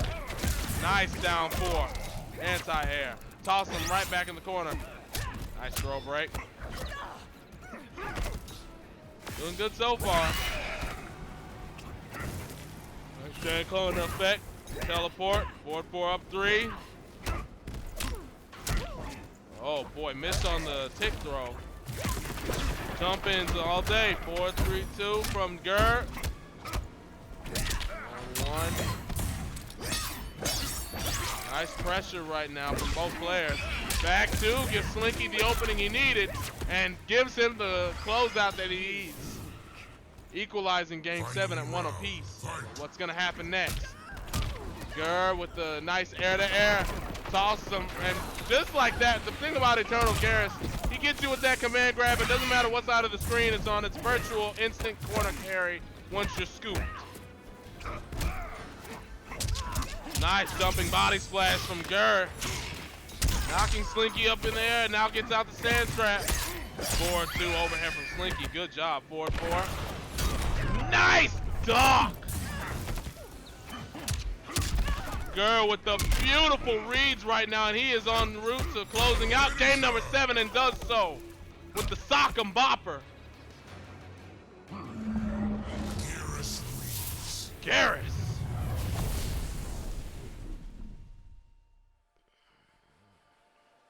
Gurrus going up 5-2 on Slinky.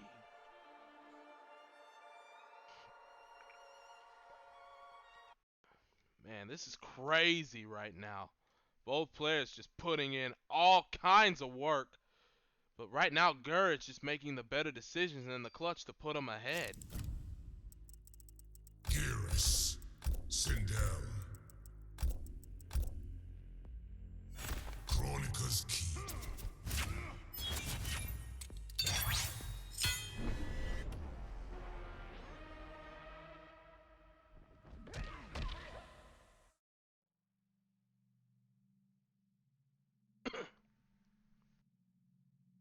right, let's see how Slinky can adjust to this. I mean, this lead is definitely not insurmountable, but at the same time, he's got his work cut out for him, to say the least. Nice 4-3 by Gur. Nice low star screamer. What's gonna happen right now? Actually, with 4-4 up 3. Nice. Nice low star screamer. If Gur was a little closer, that would have connected him. A nice neutral from Slinky. But he gets carried to the corner. What's gonna happen? Throw loops. Down 1 Oki. Wake up 3. Forward 4. Up 3. Nice. Slinky putting together a very good round. Cancels out of the scream on the breakaway. Nice job on the down 4 into the gauntlet. All right, we got Sentry on deck, but no use of it. Getting scooped by the low sand trap is Slinky. That's not quite as devastating as the one in Infinite Warden, but it's still something you need to keep in the back of your mind. What? Teleport into the fatal blow for Gur. I don't think this will kill. Yeah, this won't kill, but it will give Gur the lead, and he'll give him Oki, which he uses for the sand clone instead of the sand trap, and get the speaking of traps, we got ourselves a trip guard right there with the low sand trap. Gur going up 1 round in this 8th game. 4-3-2 for Gur.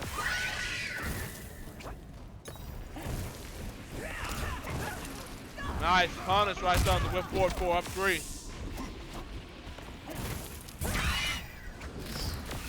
Slinky playing a very unfortunate game of cat and mouse right now, but right now he's now being the one having the chase, when normally when he's the one who's actually the chasee.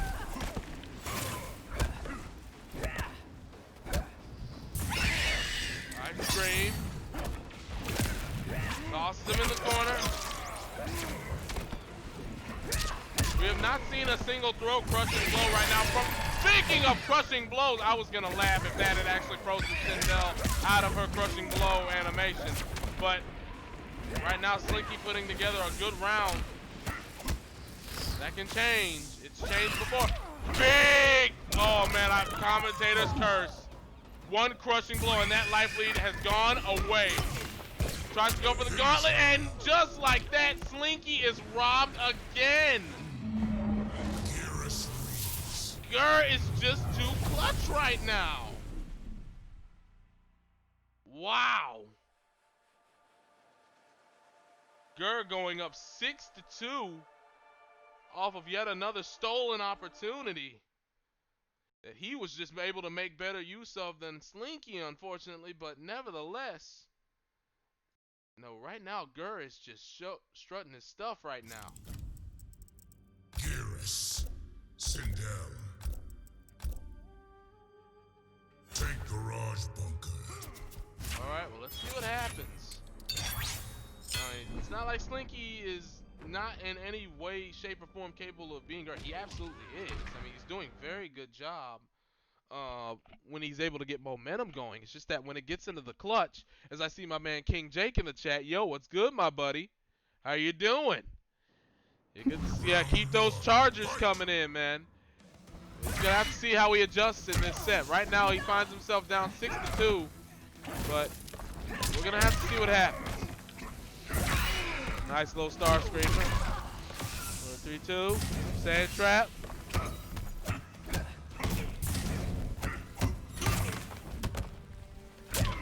Alright, both players showing a lot of respect, but here come the throw loops. Slams him right back down to the turf. Nice throw again from Gur. Bow. Nicely done. Nice throw right there from Slinky. But right now, he's just in such a hole. Big advantage. 4-2-2. Or back to 2, I'm sorry. 4-2-2. Oh, man, here we go. Fatal blow confirmation. That could be the break that Slinky needed. I think this will close it out for him as far as the first round goes, and yes, it will. But he's got no more fatal blow for the rest of this game. Round 2, Fight. Let's see if he can capitalize on that. Nice conversion, but breakaway from Gur. Nice screen crushing blow. He looks like he's gonna get the full extent of it right here. Keeps him standing. Forward 4 up 3, putting together a nice life lead to try and close out this game. But Gur's like, not so fast, buddy boy. I'm still here. Let's start screaming. Oh! Bop! Big cook right there. Forward 2-1-2 right there from Gur. Forward 2-1-2. Slinky respecting that a little too much. Now he finds himself down in life here in a round that was definitely his at the beginning. Still could be his. Right now, another throw from Gur is going to make it interesting to see if he can close it out in this round. But Gur is just doing all the little things he needs to right back to. Nice, but no conversion. Nice throw. I don't think this will take it. Not quite. He's on his last 1%. And Slinky takes it. Slinky taking it and putting himself up and putting another game on the board. But Gur still has him doubled up, but still, that was a pivotal win for Slinky. That was a very pivotal win.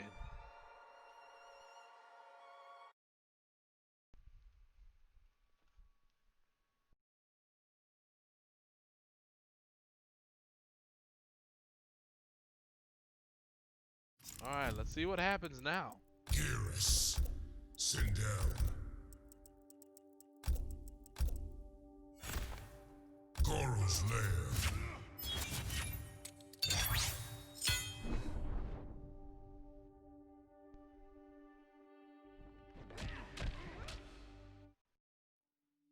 All right. Well, 6-3 Gur. Let's see what he can do here and what can happen here in game number 10. Round 1. Fight. All right, low star screamer.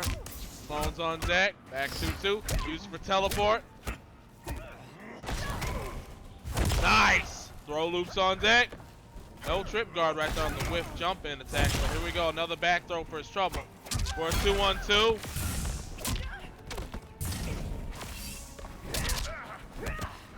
Forward 4 up 3 right now for Slinky. Trying to get what he can out of that. Nice punish right there for Gur. Puts out another simulacrum.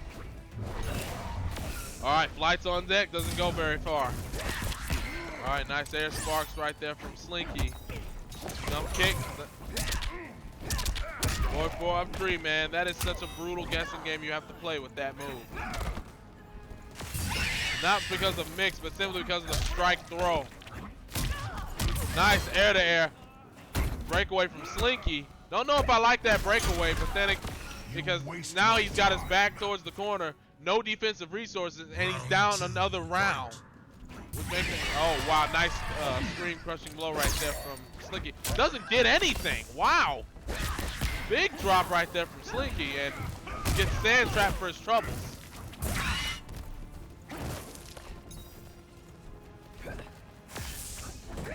Right now, man, my pros have just made it very clear. Tonight will not be easy. Oh, that'll crush him low. Yes, it is.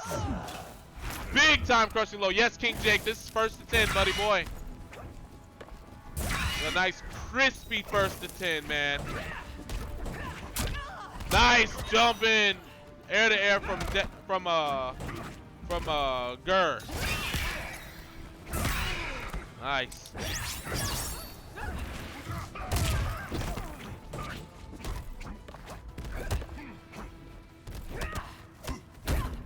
Nice flawless block forward. Oh yes, forward 2-2, and then here we go. And the fatal blow. Slinky needed to have something to kind of close the gap. This is really the only way he could do that. Gur still has a good life lead. Oh, he baited it, but does not punish properly. Gets the life lead, but unfortunately he could have ended the round if he had reacted to that wake-up attack. But gets the air sparks to do the bidding for him and actually equalizes the set. Or equalizes the game, I should say. Yes, sir, King Jake. We're trying to see what these hidden killers are made of in these long boy sets. Four up, 3 again from Slinky, making some hay with that. Nice 4 and 3 to stop that from Gurr. 4 up 3 again. Scream. He's already used that crushing blow in this game. Throw loops on deck. No. Oh, yeah, we get another throw. Slinky's life lead's coming down. Wake up jump. Another throw. 4th throw. This time he'll get better Oki off this. He elects to go back full screen. Low star screamer for another low star screamer. Screen cancel from Slinky. He has no resources besides the defensive bar, and he's really gonna pay for that. This is gonna hurt. Here we go. Boom. Slice. Yeah. Bop. Yar. Wow, man, does not respect the sand simulacrum. And just like that, man, what started out as a promising game that could have been number 4 for Slinky turns into a clutch number 7 for Gurr. Clutch number 7s, baby. Gurr just doing everything he needs to do in order to make the magic happen.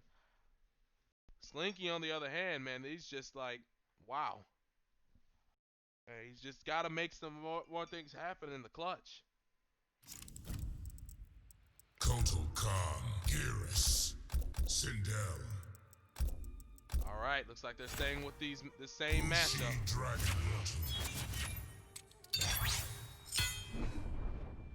Gurr's just playing very well. Slinky's been playing very well in spurts, but then seems like every single time he starts something, he goes in a spurt where he starts off very hot or does something that has him very hot, and then immediately afterward he cools off. Like goes ice cold, and then that's when Gurr just takes over.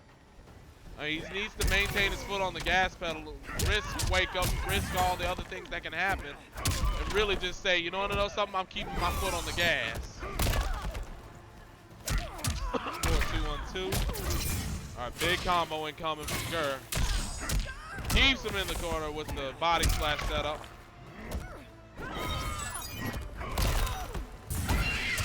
Nice, flawless block. Big boy damage incoming. And we have ourselves another first round going in favor of Gurr. This is your destiny. 7-3 Gurr. He's up 1 round to 0 here in this 11th game. Boy, oh boy. Oh wow, nice anti-air from Gurr. Good trade. Nice low sand trap.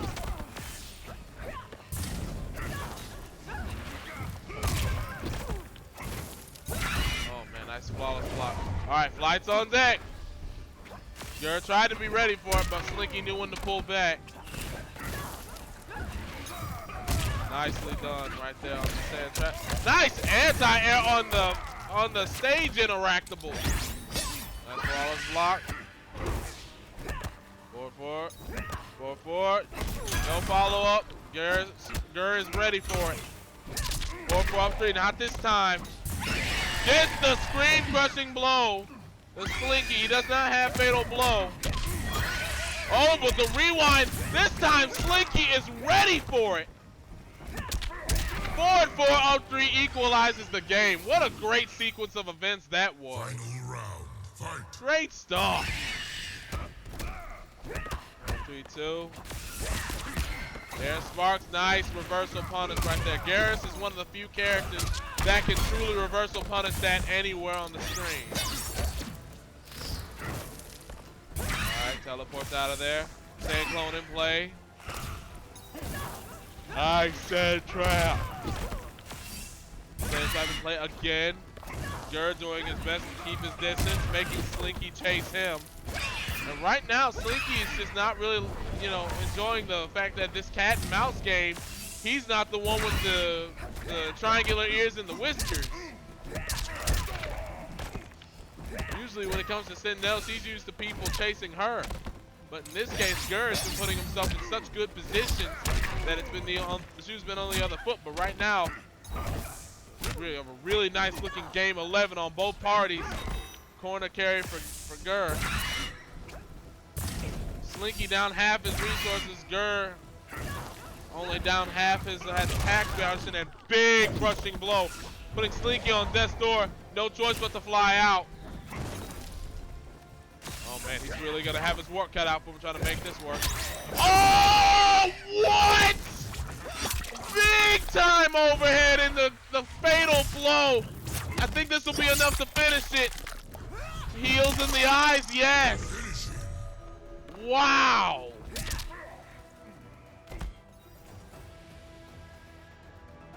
Well done. Slinky needed that, and he knew it.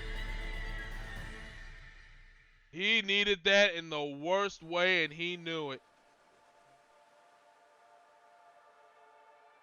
Wow, beautifully done. Beautifully done.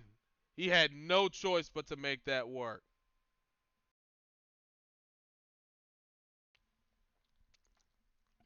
All right, so he avoids getting he avoids going down 8-3, but right now he's still in a lot of trouble. He still has to, you know, chip away at this lead right now, which, you know, taking 3 games off of Gur straight up is bad enough, but now he's got to take 6. This is basically a grand final set, folks. Yeah, this is basically grand finals. Oh man. So you got to think of yourself as being in loser's bracket of grand finals right now if you're Slinky, and try and find a way to win 6 games on Gur and not let him take 3. Out of time.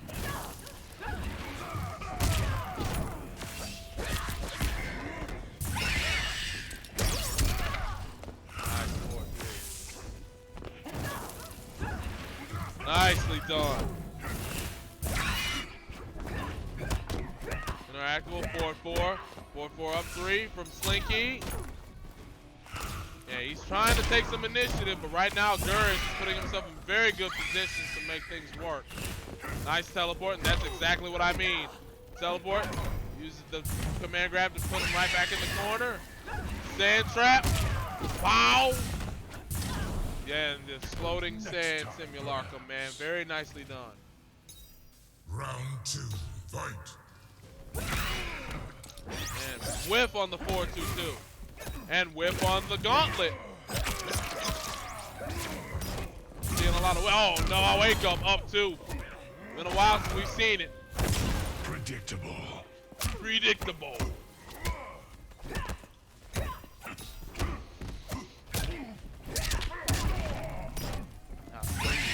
Oh no.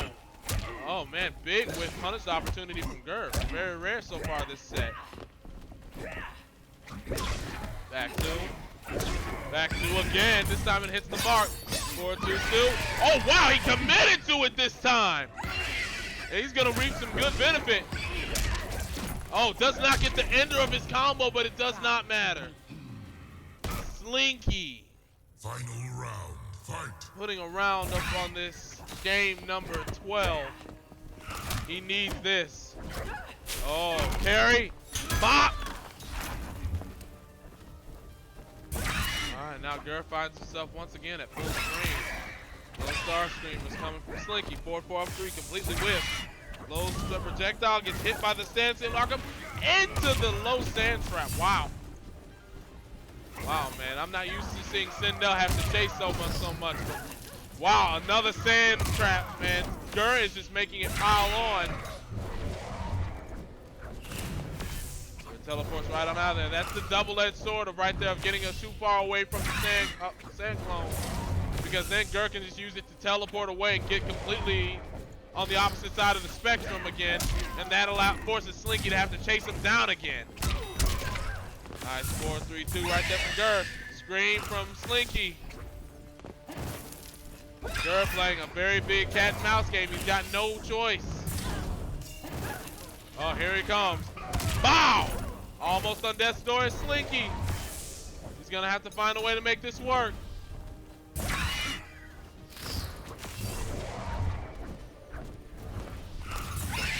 And you had to know he was gonna move away from that corner. Oh wow, that could have been an opportunity. Time's winding down, Fire.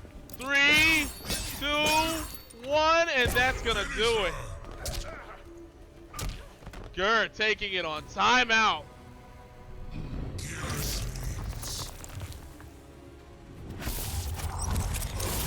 Yo, Big Daddy G, you came in at a good time, buddy boy. This episode's been nice. Yeah, they started off with a hype set earlier tonight when we had the homies Abyss and Forever King. And then you had the second set where Semiij just flat out showed his dominance when he took it over Creaky Axe. But right now we have ourselves an interesting set right here with Gurr versus Slinky. Now Slinky has been doing very well, but Gurr has just been proving just why in the clutch why he's the pro. He's just proving exactly what he needs to do in order to put this score up on the board. That makes it look a lot more lopsided than what it probably should be, but nevertheless, he's definitely been putting in the work on this set. But Slinky, he's definitely not out of it. Yeah, he's shown a lot of really good flashes so far, but we're just trying to see if he can put it all together to take, you know, about 6 out of the next 8 games, if at all possible. And he's putting it in Katana's hands with Highborn. Oh, this is a tall order to say the least. Here we go.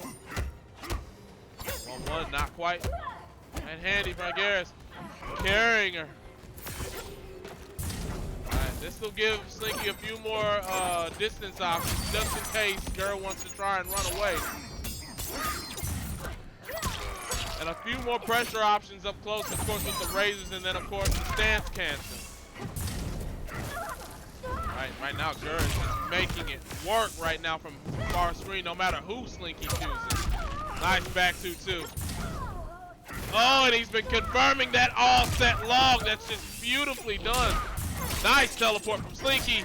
Oh, he could have had something right there. Nice throw. Oh, but he's got to be very careful. He's got to be very careful, especially from this range, because Gurr's got that fatal blow on deck. There's the side drop, and that'll take the round for Slinky. Not your day. Round 2. Running with the hot pink Catwoman costume. Gets the teleport. Oh, wow. Mashes right out of that frame advantage. This Gurr. Considering Slinky follows that up with back 2, I understand. Oh, wow. Speaking of which, right back at you, buddy boy. And that's all she can unfortunately get right there in Highborn. Oh, wow. He didn't let that rip. Gurr making him pay for it. Nice throw. Big power slam right now from Gurr. Gurr is in all kinds of rare form, but Slinky definitely making it look nice right now with Highborn. There's him right past the corner carry. Oh, wow. Big throw from Gurr. Looking to equalize this game in the set. This game number 13. Back 2. Oh, nice duck. Nice micro duck. Back. Oh, this could be fatal blow. Yes, it is. Slinky gonna go and put another game up. Well done. Finish him. Slinky putting up 5 games right now here in this first to 10 set. This is what he needed to do. He needed to find a way to make this pick work, and boy has he. All right, but that's just one game. He's still got to win 5. Gurr still has to win 2. He's definitely gonna have to make something work to try and finish this set off, but we're just gonna have to see how this works.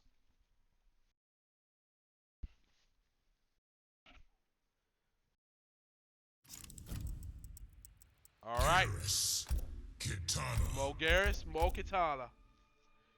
Take garage bunker. Warms my heart to see a little bit of Kitana being represented here in Hidden Killers versus Pros. But man, this is a tall order. This is a very tall order, and against, in my opinion, probably the best Garrus. I was about to say the best Gurr in the business. The best Garrus in the business. Yeah, man. Big Daddy G, man. We're having some nice sets right now. Oh, wow. Back 1-3. He could have gone back 1-4 and gotten something big off that. But he got back 2 off that. And it's really looking nice. Oh, nice. Flawless block from Gurr. My man just done his homework on this matchup. I like seeing it. I love seeing it. Oh, all the crushing blows are mine, says Gurr. 4-3, down 4 into the gauntlet.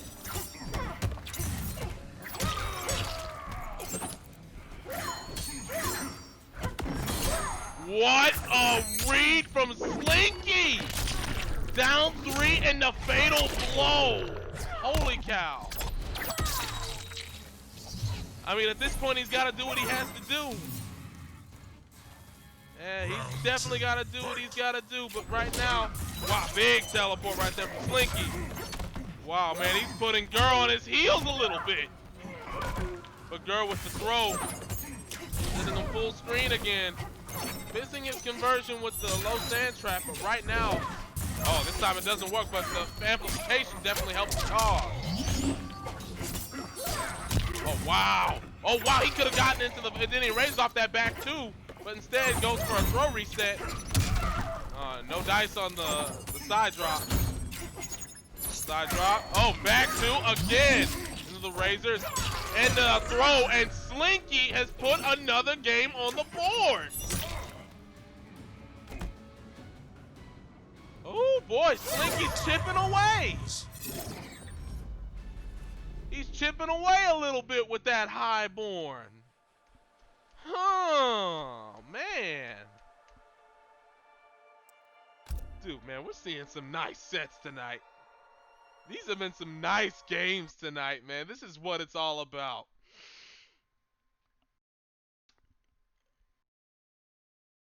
Man, my hidden killers coming out to play tonight. But my pros, they're still undefeated on the night in terms of set victories. So let's see if Gurr can keep that streak going. Alright, let's see what we've got here.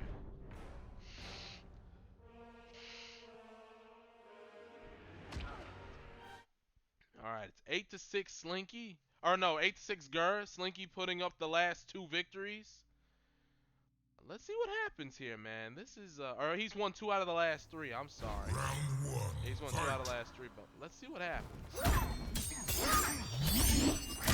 Oh, the disrespect from Gurr, but he was right. He was right. He had the read and didn't commit to it. Instead, just rewinds. Oh, wow! Poor choice. Oh boy. Oh no. Oh, here we go. Bow! Out of time. The throw loops are real. Oh, 4-2-1-2. Oh wow, misses his combo. Does Gurr gets tossed in the corner for his troubles. Oh wow, 4-3-2 and a record. Oh wow, back 1-4. Back 1-4. Garrett's not letting him have an extra turn. Back 1-4.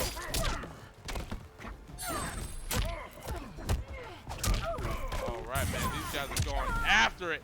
But Garrett puts himself in the corner. Perhaps. Yeah, he's gonna start this off in a much worse position than if he would have just kept himself slightly in front of Slinky on that jump in, but he is right out of it thanks to the interaction. Oh yeah, that's not gonna work with the sand trap, not from full screen. Sand column, block, enhance, teleport, block, back 1-4. Oh, this time Gurr's ready for that cancel. Seen it a couple of times now. Now he's adjusted for that. Rewinds time a little bit.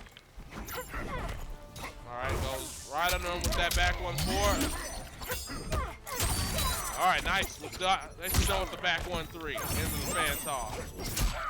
Air to air from both parties. Phil, he could have had a crushing blow if he had actually properly punished that.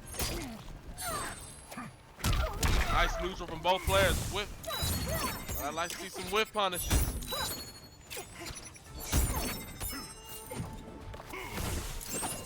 Alright, both players deciding to reset the neutral instead. Oh no! Nice! Oh, he could have definitely confirmed in the fatal blow! And Gurr is not gonna make that mistake! Oh my god, that anti-air could have been the fatal blow! He could have confirmed that in the fatal blow, but instead Gur is gonna take it and go into game, wins his 9th game. Oh no. Oh, Slinky let that one get away, no doubt about it. Slinky let that one totally slip through his grasp. Oh man. Oh man. We're gonna see if he can put that out of his mind and focus up right here on this game number 17. Or game number 16, I'm sorry. Geras. Cyberlink Way Assembly.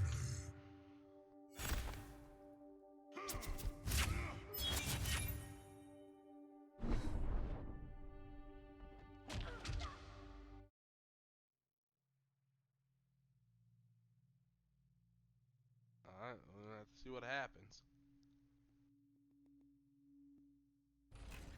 Round 1, fight! Alright. Gur is up 9-6. Slinky is in a very desperate position to say the least. He's got to win 4 games. Gur's got to win only 1 more. This is a big opportunity right there with that back 2 opening him up. That's not a good plan to go to right now on Garrus. I'm full screen, now he's waiting for the teleport. Now he's sitting on it. And Slinky's in a lot of trouble in this first round of this game number 16.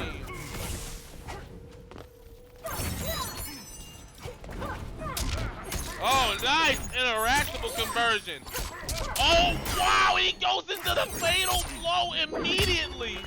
I don't know if I like that. He could have probably had the crushing blow off of back 1-4-2. That would have saved the resource, but either way, he still has access for it if need be later on in the set, so. He's gonna chip him out. Now he's in chip territory. Oh no! Slinky.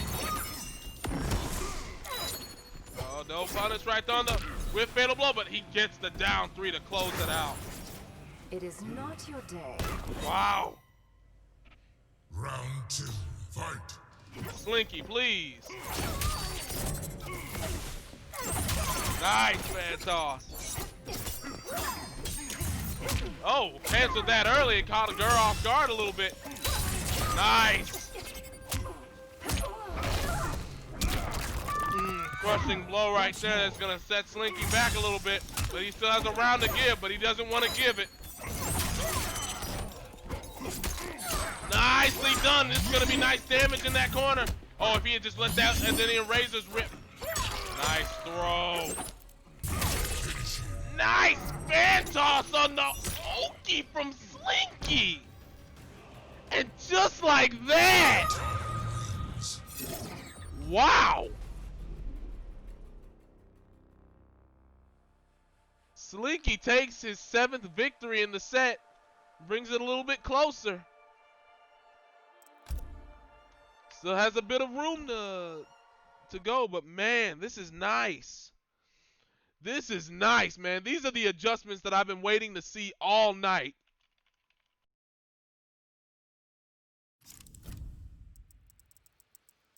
Geras. Kitana. Kodo's Coliseum.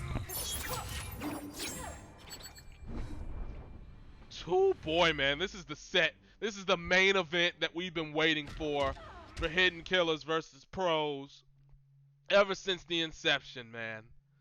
This is exactly what we've been waiting on. This is great. This is great. Round 1. 9-7. Slinky staying alive. Nice flawless block on the teleport. Nice throw punish. Gur not missing a beat. Nice air to air. Slinky with no resources. Tried to duck a throw, instead eats a 4-2-1-2 for his trouble. Is about to eat a large combo.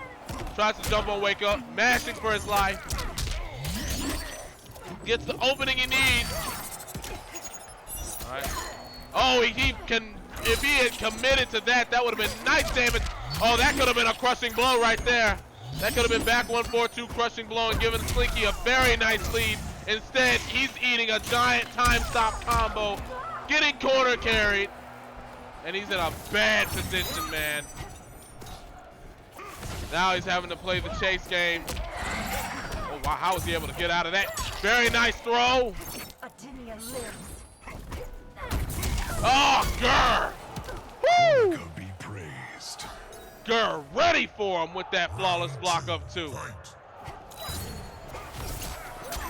I think he gets the full jump in this time by. Oh, wow, he just committed to that. All right, his own crushing blow. He doesn't want to go into the back 1-4-2 crushing blow. Oh, Gurr with the matchup knowledge. And he goes up with a nice setup right there in case Slinky came out of it.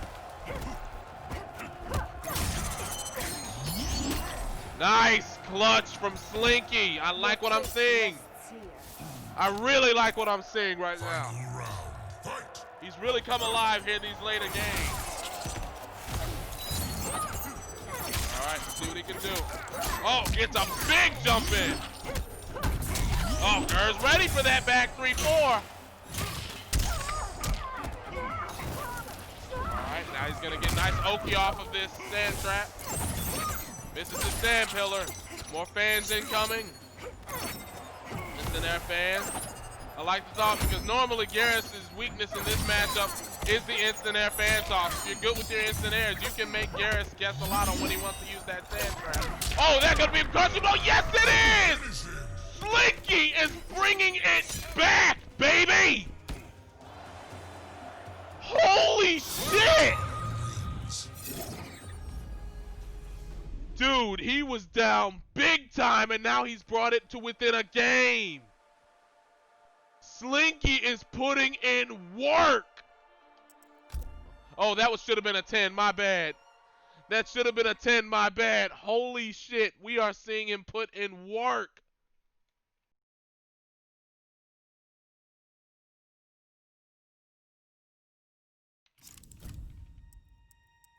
Kitana.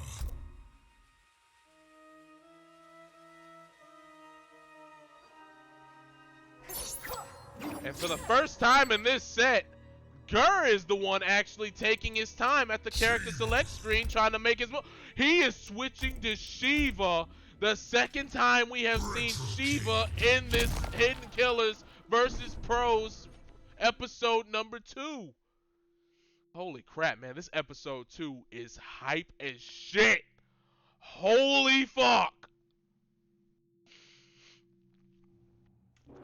My Hidden Killer is putting in some adjustments.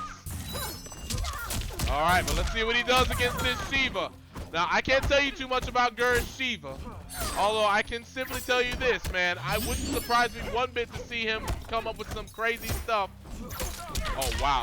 Grapplers are his specialty, and a big back 1-4-2 crushing blow from Slinky.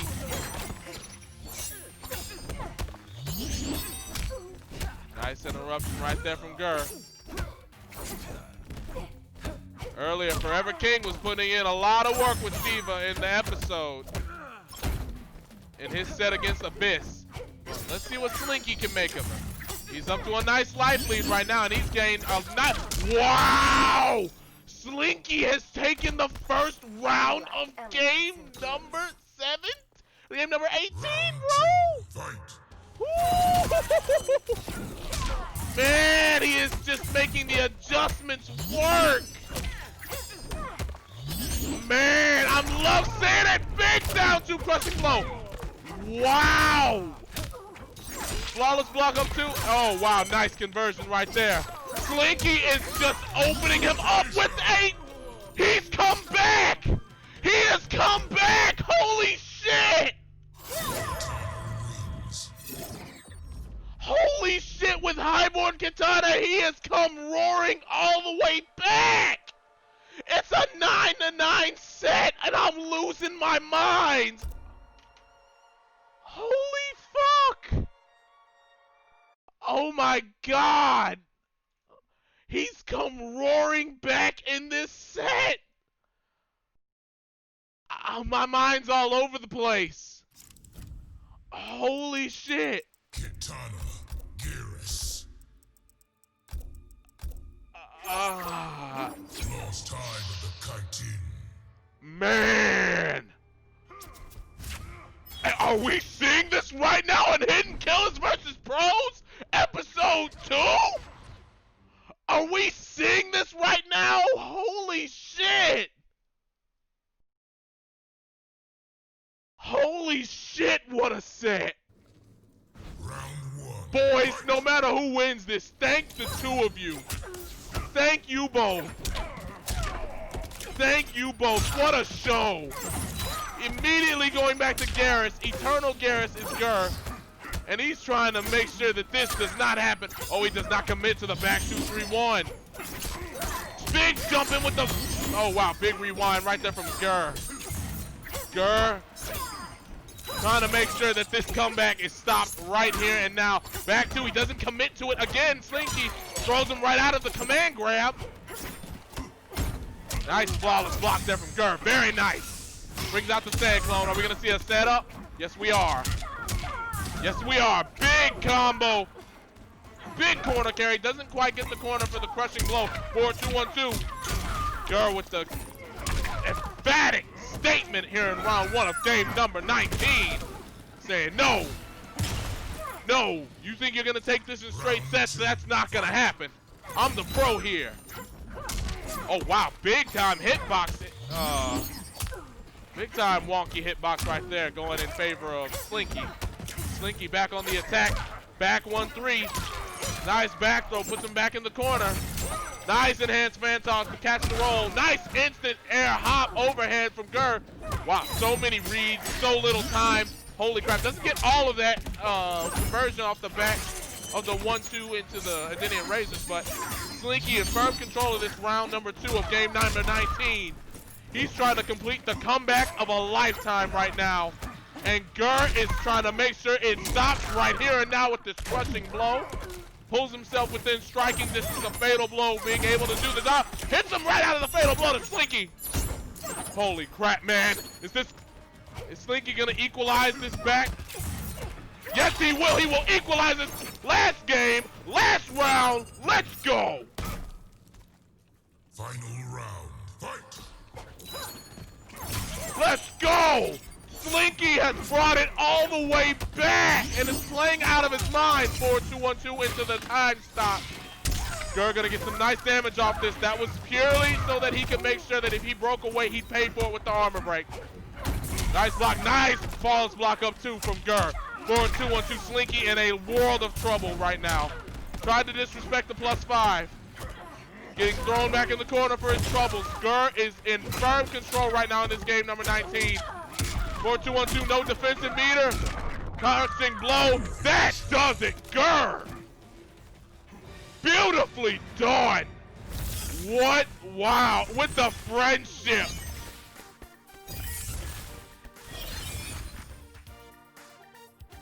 Boys. Holy fucking shit, boys. Holy shit. That was absolutely mind-blowing. Yo, boys, what a set. Thank the two of you. Holy shit, what a set. Oh my god. Last week brought the surprise of the Hidden Killer actually beating my pro. This time we have the surprise of my Hidden Killer actually adjusting mid-set in a matchup where it looked like all hope was lost. Slinky came roaring right back with the highborn katana pick. Gur showed the matchup knowledge. He showed that he knew how to fight against the character, but it didn't matter. Slinky just kept on coming with the highborn. Next thing you know, we had a tied set. Oh my god, he almost pulled it off too. My mind would have been all over the damn place. It still is. Gur, Slinky, both of you, everybody that's participated in this hype-ass episode number 2. Oh, you have no idea how much I could thank you and it wouldn't be enough. What sets, folks. You guys all rock. Y'all all rock for helping make this possible. All of my pros, all of my Hidden Killers. You guys are all awesome in my eyes, and I cannot thank you enough for the show you put on tonight. What a show. What a fucking show! From top to bottom, this was absolutely awesome, man. Thank you, Gur. Thank you so much for coming on, You will and learn thank you so respect. much for every single one of you for coming and making this episode possible. This was awesome. This is the kind of stuff that deserved to have 1,000 people watching it, and their minds would have been all over the damn place too. Trust me. Trust me, and thank you for the follow, Gur. You all rock. Holy effing dog shit. This was just too good. This was just way too good, man. And I am so happy that all of you came in tonight to watch this. This was just nothing short of awesomeness. Episode 3 next week, Friday, 8 o'clock Central Standard Time. It's going to feature some outstanding matchups altogether. And I told you it's also going to feature a change in the format such that next week, and you're getting the news break right here now, next week is going to feature a Hidden Killers versus Pros team tournament. This is the second piece of the puzzle for the 3 stages of the Hidden Killers versus Pros format. The team tournament is going to feature, of course, my 3 Hidden Killers, my 3 Pros, and they're going to be fighting for best out of 5 team sets. What that means is they're going to be running through everything Pokemon style. They're going to submit to me their orders, and whoever accrues whichever side wipes out the other side, claims those 3 wins a set. All right, the loser of that set can change their order, while whoever pros or hidden killers that won that first time by actually has to keep their order.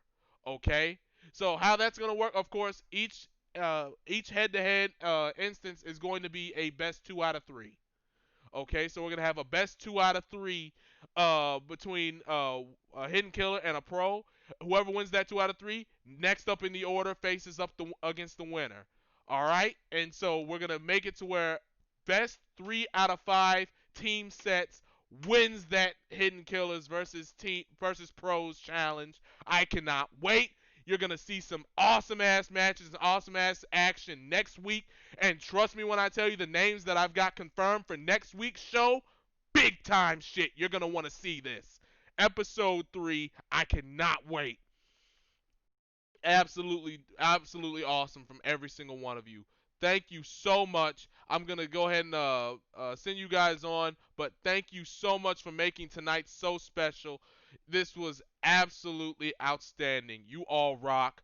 From the bottom of my heart, episode 2 of Hidden Killers vs. Pros has come to a close. All of you, enjoy the rest of your night. I love you all. Thank you. Look to see you guys on the next challenge. The next challenge